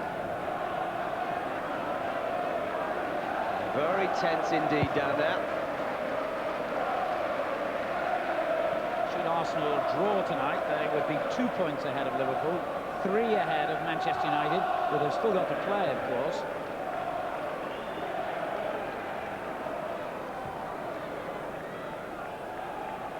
Vieira. Kanu. Brilliant control. And still. How did he kick that? Still got the ball.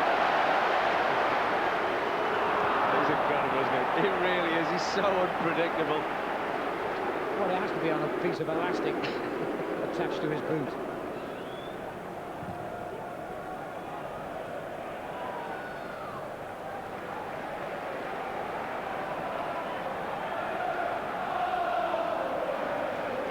Three-quarters of the way through this critical match. Still goalless at Highbury in the FA Barclaycard Premiership. Arsenal looking for the win that would nudge them a vital step closer to the Championship. They've been runners-up to Manchester United in each of the last 3 seasons. Keogh, Lauren, Parler, and now Cole. Ripka stepping in. And seems to do well to keep that in. Lomas. Kanute. Hustled out a bit by Adams. Vieira.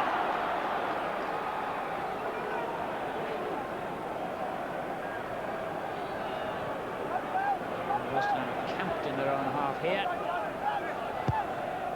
but continue to defend well. Carrick tries to release Kanute down the centre.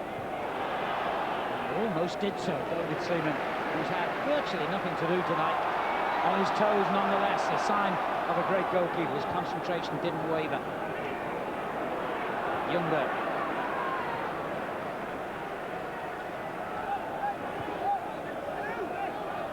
Lauren.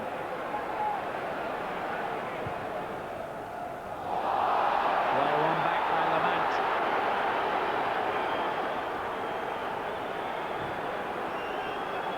Minutes to go. I'm sure the fans of Liverpool, Manchester United fans, have got other things on their mind tonight. Will be watching this as anxiously as Arsenal supporters themselves.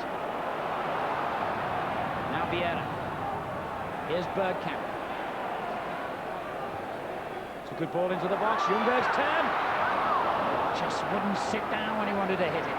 Well, once again, though, Thomas Repka in there where it matters most. He's defended very well, he's strong, he's dominant. Well, look at the possession that Arsenal have had in this second half. Really has been one-way traffic. But full credit to West Ham, they've held on. Getting a little bit tired out there, though, at the moment. I just wonder whether Glenn's thinking of making some changes just to try and get some fresh legs out there. Yes, into that critical period of the game where the team who haven't had much possession during the game, who have been chasing and running hard and closing down and tackling, just begin to tire. Vieira. Carew. Bergkamp takes over for Arsenal and feeds it into Henry. Great turn by him. It's been a frustrating evening for Thierry Henry. It's been a frustrating evening for those Arsenal fans. Head in their hands. Time to bite those nails. Getting incredibly close. You can see that West Ham have come. They've frustrated their team. They've worked hard. Well, they've had enough chances to convert those attempts into goals. But at the moment, the scoreline is reading Arsenal 0, West Ham 0. And of course, West Ham's one attempt that was on target should have been a goal.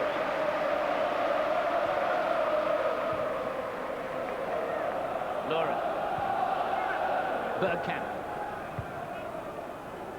This is Parler for Arsenal. Cole. It's been a war of attrition in this second half.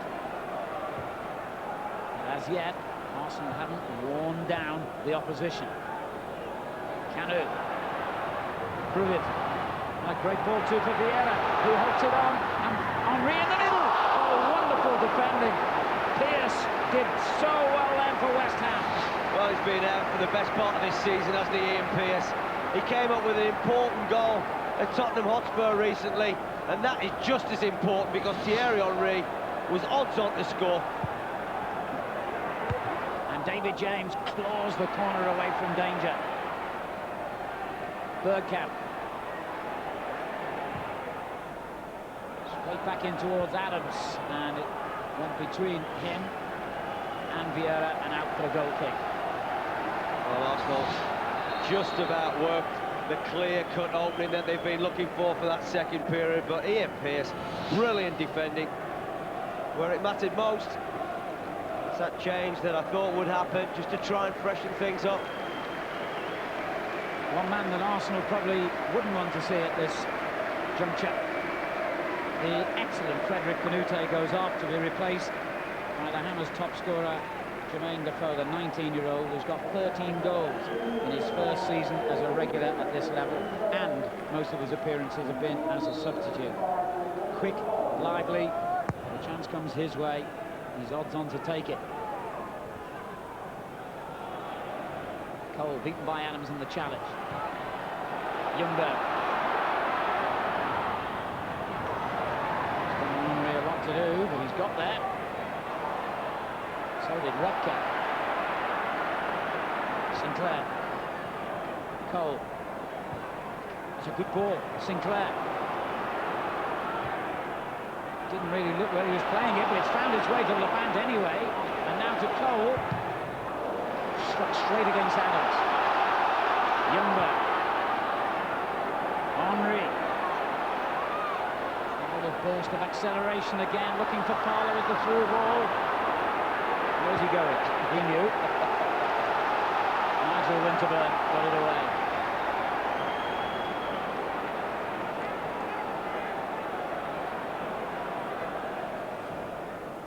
Kanu to Ljungberg. Vieira looks up and sees most of the options closed off, so he has to go back to Keown in his own half. Now Kanu. Oh, almost a magnificent ball there. Winterburn finds Carrick.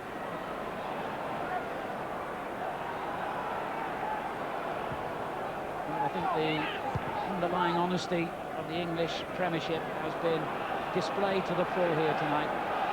And both Liverpool and Manchester United can be well pleased at the effort, the application, the work rate, and really everything else that West Ham have displayed in this game.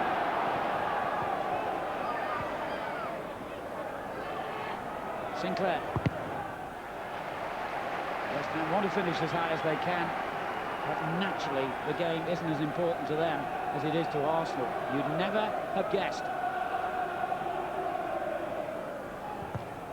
Carrick's given it away. Ljungberg. Great interception by the old fella. And Winterburn onto the young chap. Cole. Sinclair. Cole takes over again. Oh, great run by Cole, but Adams read it superbly. Here's Kanu. Into the final 14 minutes.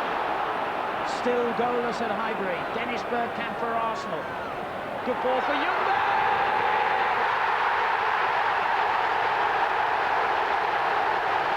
The Super Swede has done it again.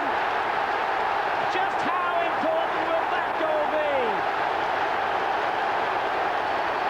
Well, I've said Freddie Ljungberg is the main threat right through the course of this evening, but that actually came about because West Ham lost possession. Joe Cole tried to be a little bit too intricate, and Arsenal broke very, very quickly indeed. Dennis Bergkamp on one side of the field ends up with the ball. The pass supplied by Kanu, and then just look at Freddie Ljungberg. Have a watch of the run. Very clever indeed. He gets himself into that important area, gets in behind Repka, and he doesn't have to have another touch. He's just going to take it first time. Clever ball from Dennis Bergkamp. And David James, who's been outstanding this evening, can do nothing whatsoever. Clinical finish by the Swede. now have their noses in front. 9 goals in his last 13 Premiership games.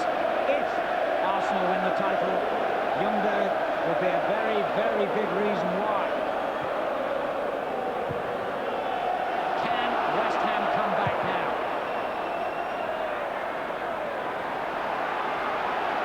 Arsenal remained patient, kept playing football, kept probing, didn't give up, never looked tired, and have now got their reward.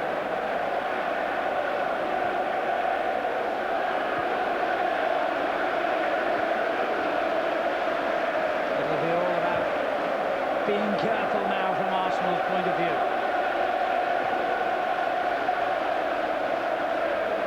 A goal that will have been a blow to the heart at Anfield and Old Trafford. And here's the scorer.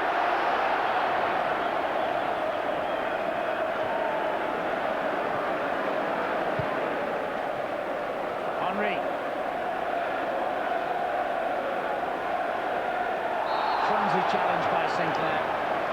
Free kick. Well, that's certainly going to settle Arsenal down. It'll be very frustrating though for West Ham. They've seen all that hard work.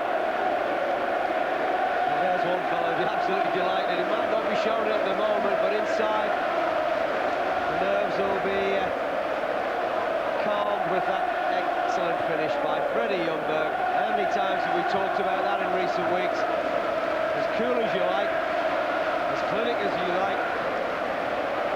But the warning signs were there from the opening 5 minutes. He kept finding himself in those positions, in the box, no one picking him up.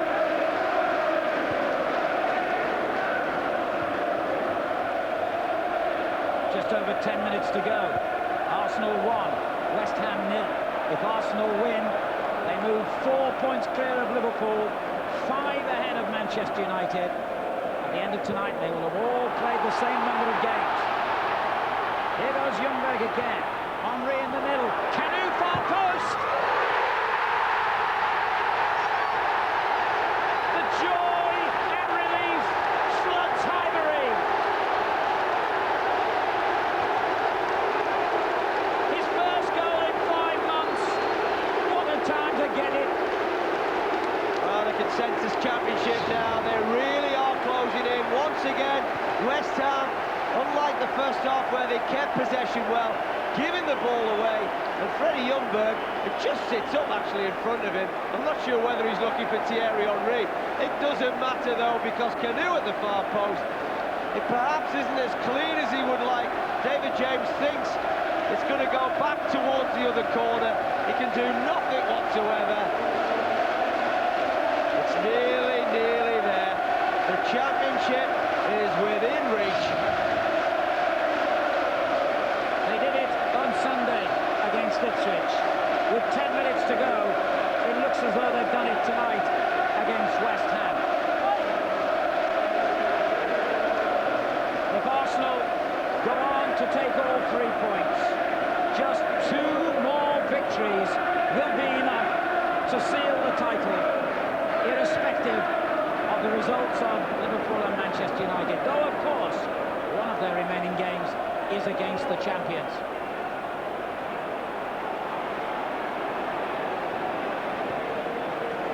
Three wins for their 4th title in the last 13 years. 4 wins for the league and cup double for the 3rd time in their history, and the 2nd occasion in the last 5 seasons. Those are the pure and simple mathematics of this emotional season at Highbury.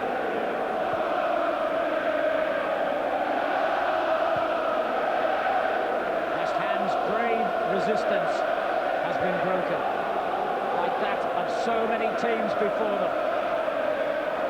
The Highbury roller coaster rolls on.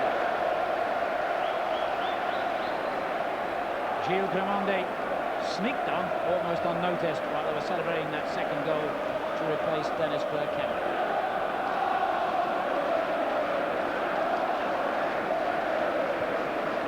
Well, as West Ham have defended, Brian, in the end, that red tide just engulfed them. That's very difficult, you know. I mean, full credit to Glenn Roeder. He felt he needed to come here at Highbury. and make it very difficult for the home side, and that's what they did. But you're hanging on for long periods. You know Arsenal are going to get a lot of possession. You know they've got a lot of quality in this side. And just a little bit of magic. It was the Bergkamp pass, the Lundberg finish, then all of a sudden it becomes a little bit easier. And they've added to that Lundberg goal. That Canoe strike, and now I'm sure West Ham can't wait for this game to be over. Unless they can provide a little sting in the tail here. Back over the ball for the free kick. That's for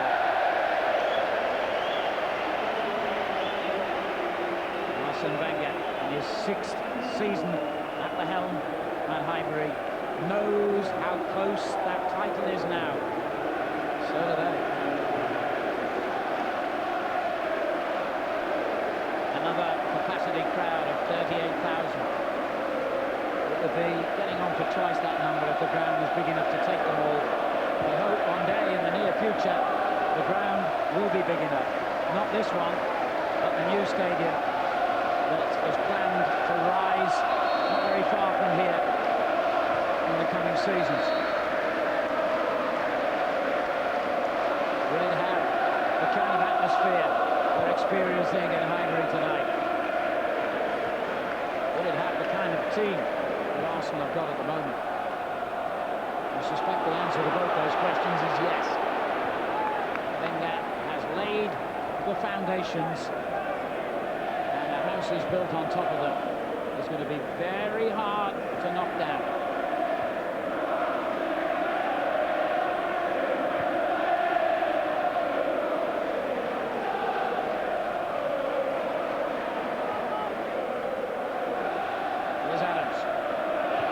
To Ljungberg, who scored the first goal and had a big part to play in the second. Vieira. It's just keep ball at the moment, isn't it, for Arsenal? Quite happy to do that, 2-0 ahead. West Ham certainly haven't got the same energy levels that they had earlier in the game.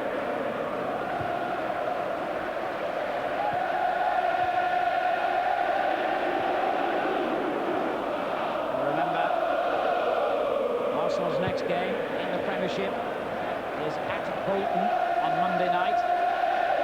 Then they go to Manchester United and finish up here against Everton. 3 games, 2 victories needed, and the title is theirs. Would you bet against them? I don't think too many would. Well, I think tonight was the big one. I really thought if they could pick 3 points up, and it was for them almost there. If they slipped up tonight, and they certainly looked as if they could well have done that, then the pressure would have been on Arsene Wenger's side. You would have expected them to go to Bolton and get a result, but of course they still had to go to Old Trafford. But now they've got that little cushion. And the pressure moves back onto the other title contenders. Liverpool are at Tottenham, White Hart Lane on Saturday, a noon kick-off, and then at 5:30 on the same day, Manchester United go to Ipswich. Arsenal can sit back and at least metaphorically relax until Monday night on their trip to Bolton.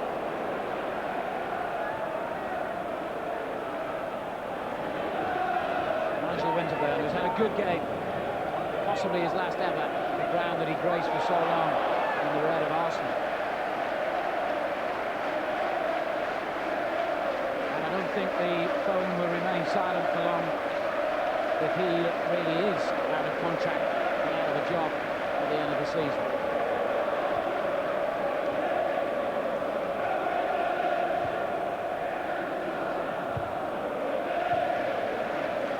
Foucault, Sinclair.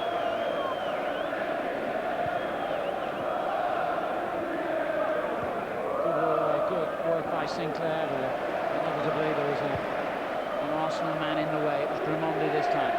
3 minutes to go. It really is a fantastic atmosphere in Highbury at the moment.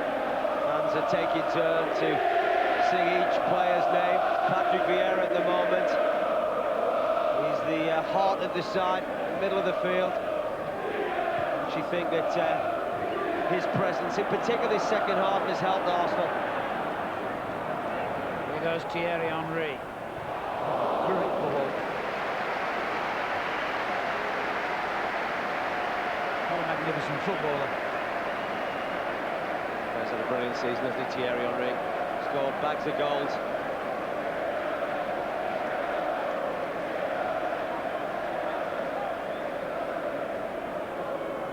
Just want to run the clock down now, although this fellow usually got a party piece or two up his sleeve. His goal, his first in the Premiership for so long, really just, well, it was like a pressure cooker before that. At 1-0 it's always dangerous, at 2-0 you can start to celebrate. That's exactly what the Arsenal fans are doing at the moment. The players are enjoying it far more than they did early on in this game.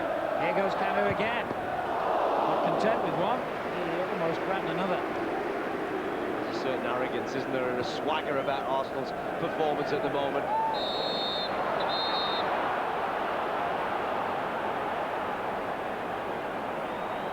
Man's got another knock, and the referee is calling Patrick Vieira over. It's a yellow card. It's certainly a late challenge by Patrick Vieira. He just catches the left foot of Laban. I thought he was unlucky himself, where he mistimed it, slid through there. Last minute of the game, was it worthy of a caution? Clearance by Keogh. Well, the Northern Giants, Liverpool and Manchester United, know that the challenge for the championship is coming from a predictable source. Arsenal, the only London club who won the title over the last 40 years, and edging closer once again. The relief felt in the director's box as much as down on the touchline.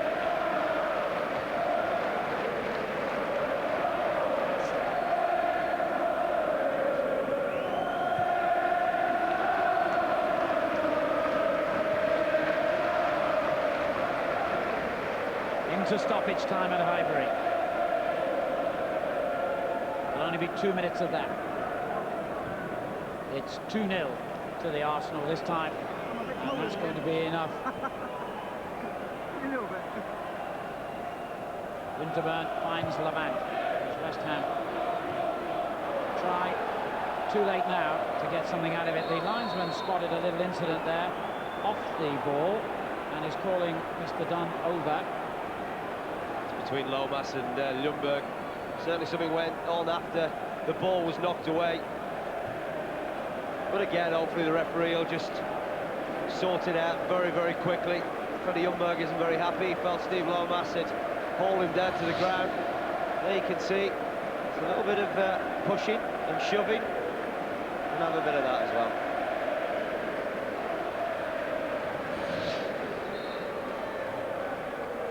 See how Mr. Dunn settles this.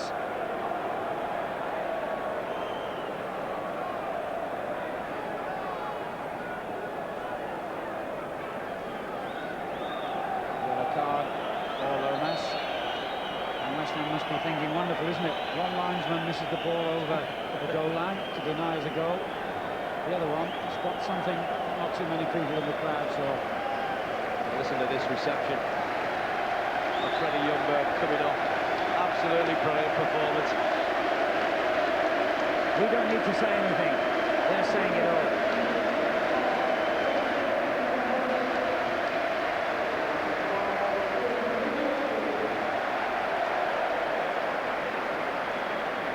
The reaction from his manager said even more. Lee Dixon, now 37, over 15 years an Arsenal player, comes on for what might be his shortest ever appearance, I think, for the club. However, it is a significant one, because it means now that he's notched up 10 appearances, and if Arsenal win the championship, he would get a medal, another medal. Whether he'll get a touch of the ball is another matter. He's gone up front, would you believe? It's all over, but not for Arsenal. They move on to within 2 victories now of the Premiership title. They move 4 points clear of Liverpool at the top of the table, 5 ahead of the reigning champions Manchester United, and they're all level now, all 3 contenders on games played. It took a long, long time to break down a stubborn, disciplined and very well organised and committed West Ham team, but they got there in the end. Freddie Ljungberg provided the breakthrough. Kanu got the second, and for the last 10 minutes it was celebrations all round. But how different it might have been if that official's view of the ball over the line from Kanute's first half effort had not been blocked by the man who cleared it, Ashley Cole. If West Ham had gone in front, it might have been a bigger story and a different story. But that 2-letter word, if, is the biggest in sport, isn't it? Nigel Winterburn making what could be his last ever appearance at Highbury gets a generous round of applause from the fans. Just listen to that.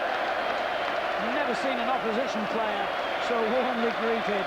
They probably still regard him as one of their own. He's the last man to leave the field. An emotional night for him, and how well he played. How well Arsenal played, Brian. Well, I just wonder whether this is the night that the title was won. But what a crucial decision this was by the linesman. That ball clearly over the line before Ashley Cole got it away to safety. But that man, Freddie Ljungberg, who was outstanding right through the evening, came up with the crucial goal, and then he provided the second and the clincher for Kanu. And then it became party time. Everybody could celebrate, everybody can sense Arsenal closing in on that championship. There's a lot of happy faces, in particular that man, David Dein, put a lot of time and effort into this football club.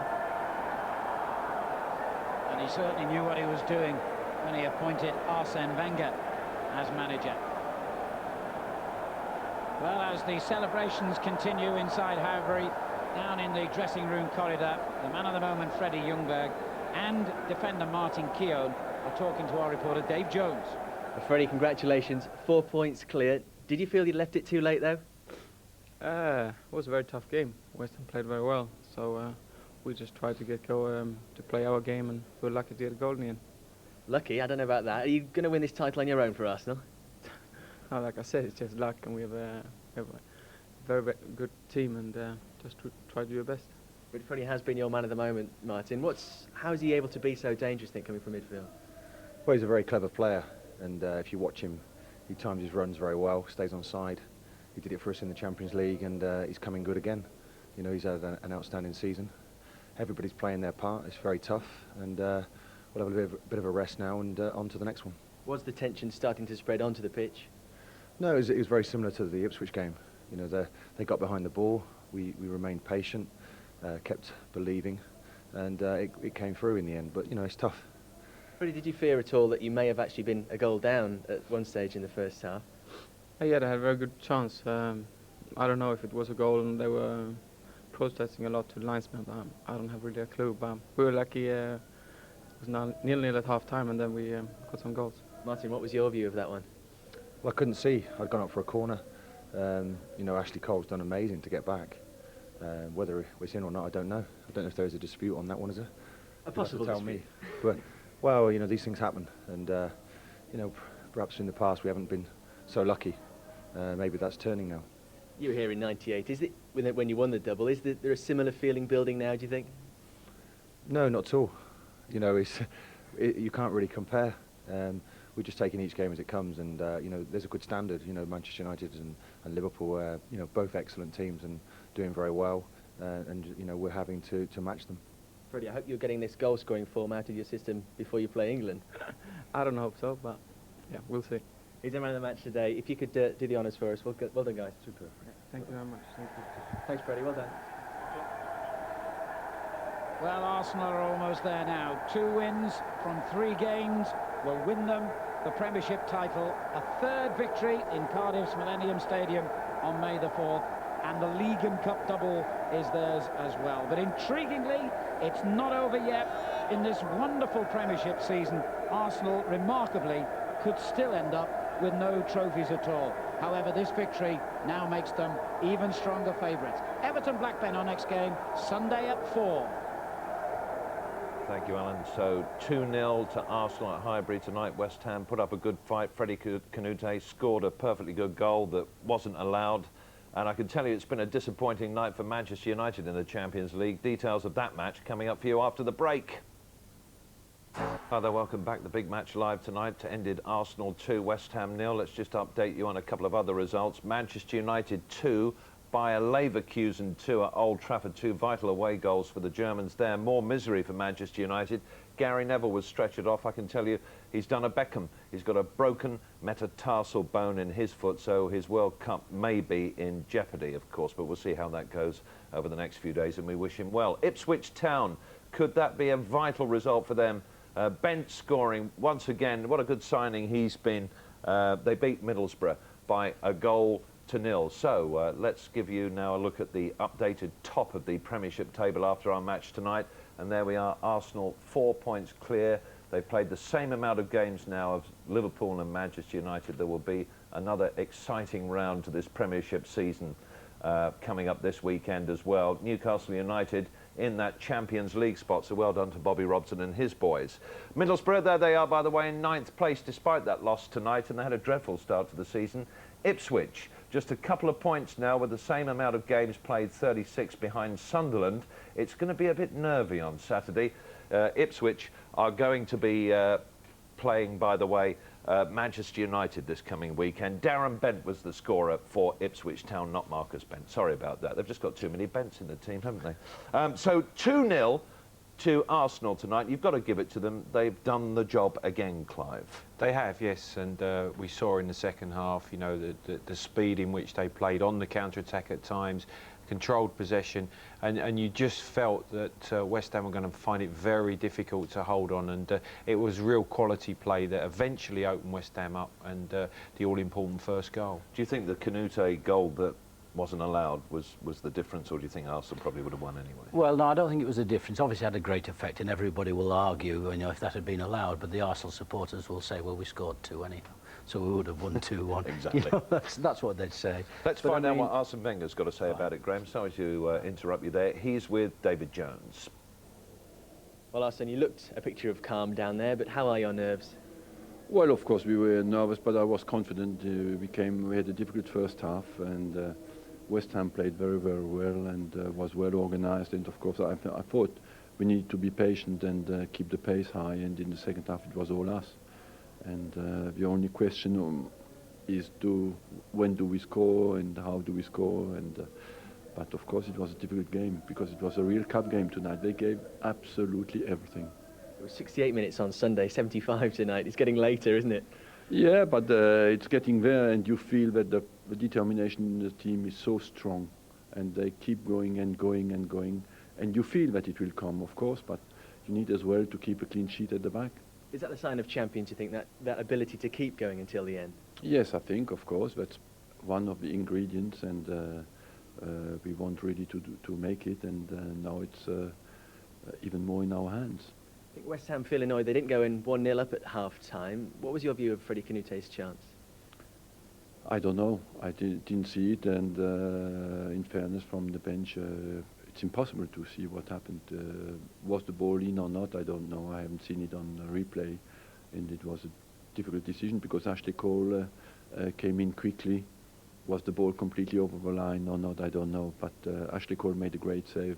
But even with 1-0 down, I think we would have fought until the end and could have reversed the game.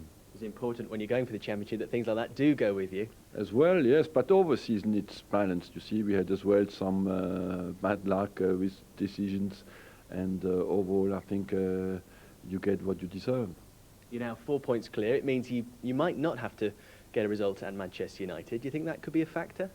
We don't know. We want to win the next one, and it's difficult to speculate because it would mean you speculate on the results of the other teams, what you are not in a position to do. We have a big game Monday night at Bolton, and that will be, of course, a tough game, but we have a little bit time to recover now and to prepare well for this game. It's yours though now, isn't it? 4 points clear, 3 games left, Arsene?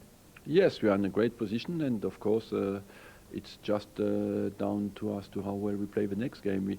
This team is marvelous, with a great spirit. I've repeated that many times, but you could see that tonight again. Well done, Arsene. Thank you. Thanks for your time. Well, I suppose technically, you know, Liverpool lose on Saturday and Manchester United lose and Arsenal win, they'll have won the title, won't they? It's very much in their own hands. But he didn't see the Canute goal. We did, and we know that it was a goal, but he did see and probably really appreciated Freddie Ljungberg's, because he's just in such a hot vein of form. He's come into form just at the right time. When you need a midfield player to score goals for you, and important goals, Freddie's come up trumps. The West Ham attack's broken up. Bergkamp, great, but the great movement from Henry. And we talked about Ljungberg arriving late into goal-scoring positions. Is clearly illustrated here. As Thierry Henry runs Christian Daly out to the right, the space is created in behind Repka. Boom, in goes Freddie and slides it in. All-important breakthrough. Wonderful, wonderful weight of pass from Bergkamp. Has to be precision, and that really is an exquisite touch from Freddie Ljungberg. And that was what Arsenal needed on the night, just to open the game up. Was it a diagonal run? You were talking about them from Ljungberg at the beginning of the programme. It doesn't matter how they come, it was such a vital goal. But his running and his timing of his runs are excellent. But more than that, this Arsenal side now have played together so much, they know, you know, they can almost make the pass for the runs. They know they're going to be made, the pass will be made, and they have the players to do that. And we've seen that so often from Ljungberg this season that you'd think you could stop it. But it's very, very difficult to stop it when it's, you know, a run like that. He was involved in the second goal as well, which Kanu got. Interested to hear your view on this as well, Clive, whether it was a bit of a lucky strike, but it went in, so it doesn't matter. They're all lucky, but when they go in, they're all good strikes, I can assure you of that. He bangs it into the ground, and the number of times you see forward players or goal scorers bang the ball. It was poor play from West Ham. Trevor Sinclair gets robbed down left. Freddie's quickly onto it and picks Kanu out of the back post. It's not the cleanest of hits, but as soon as it goes into the ground, it gives David James a big problem, and it ends up going in the top corner. And that was it. 3 points to Arsenal. Job's done. They've got the points. And you know, you listen to the manager after the game there. I think there is that conviction and that belief that they're just going to come on now. And as I said about 6 weeks ago, he really picked up sort of the business of being so positive. And it's coming out with them all the time. You were sitting there, Graham, cooing at the performance of Patrick Vieira, particularly in that second half. His running is unbelievably strong, isn't it? I mean, I've said on a number of occasions, this fella only needs 10 strides to go from one box to another. What's this? Look, there. Now, this is what gets people on the edge of their seats. This is great running with the ball. I thought he was going to go all the way himself.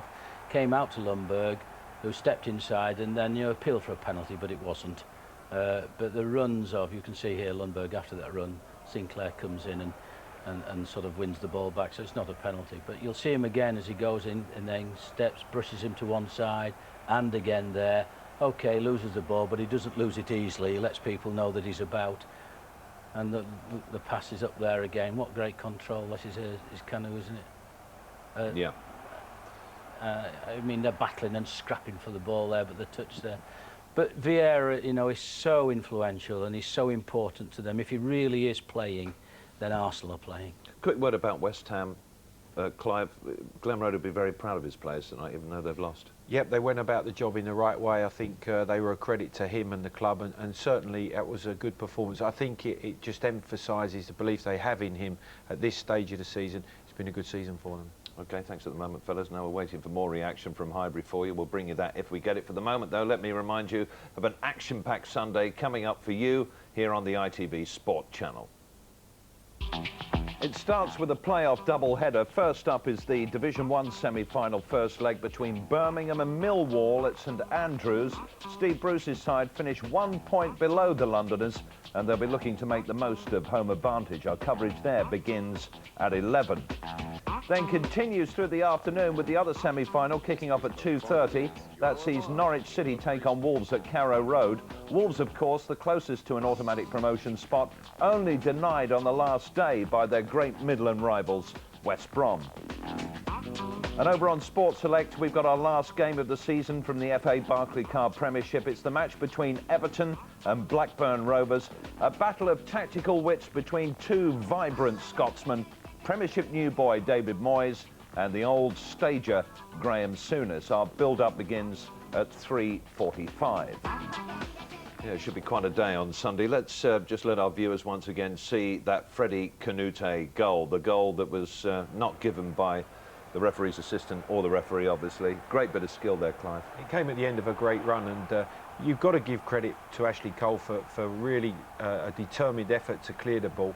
But from this angle, and with the technology we now have, we can clearly see that it crosses the goal line completely. Now, it would be difficult for the assistant referee and the referee to see that, but certainly it was a crucial twist in tonight's proceedings. Graham, one wonders how many incidents like this, but very important incidents in football matches, have to happen before somebody says, OK, we've got to have video evidence. Well, we've seen two in recent weeks. As it happens, West Bromwich Albion had a goal that was so clearly over the line. Now, they've got automatic promotion, so they're not going to worry so much about it, but we saw it. And in incidents like this, surely now we have the technology. That's not a discussion where we can see it, and it would help everybody. And as I say, if you are watching it, it's interesting to see, does it cross the line or not? I mean, I think it has to come in. Yeah. Great entertainment, I think it would be. Yeah. I think everybody would appreciate it. Managers, supporters, and certainly players would know that decisions are going to be almost totally correct. Well, you both made your case very well for video evidence. So let's get some reaction from West Ham now. Here's their manager, Glenn Roeder. Well, Glenn, for over an hour, it looked like the game plan had worked. What went wrong? Well, obviously, Freddie Ljungberg made a run that he made many times during the game, and this time he stuck it away. We'd dealt with most of them, or all of them, up until then, and he did it for Arsenal on Sunday when I was here against Ipswich, and he's done it again for them. Up to that point, could you have faulted your performance? No, not at all. I think we've got to come out of the game with credit. You know, these are now Arsenal going to look like they're going to be the champions. So I can't fault my players. I thought they worked very hard. As you say, we had a game plan. We didn't feel we could come here and attack them and leave ourselves open, and we nearly got away with it.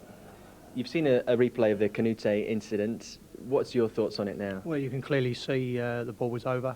The linesman at the time was adamant when he came back to the halfway line that it wasn't. It's an honest mistake. I hope he owns up to it, and we have to live with it. But decisions, you know, like that, win teams championships. Yeah, it's quite right. I wonder whether the officials will have a sleepless night tonight, the goal that never was for Freddie Kanouté. So, the championship, Glenn Roeder says, it looks as though it's almost certainly going to be Arsenal. If we have a look at their remaining games, the top three, can you see Arsenal dropping points, I suppose, would be the question?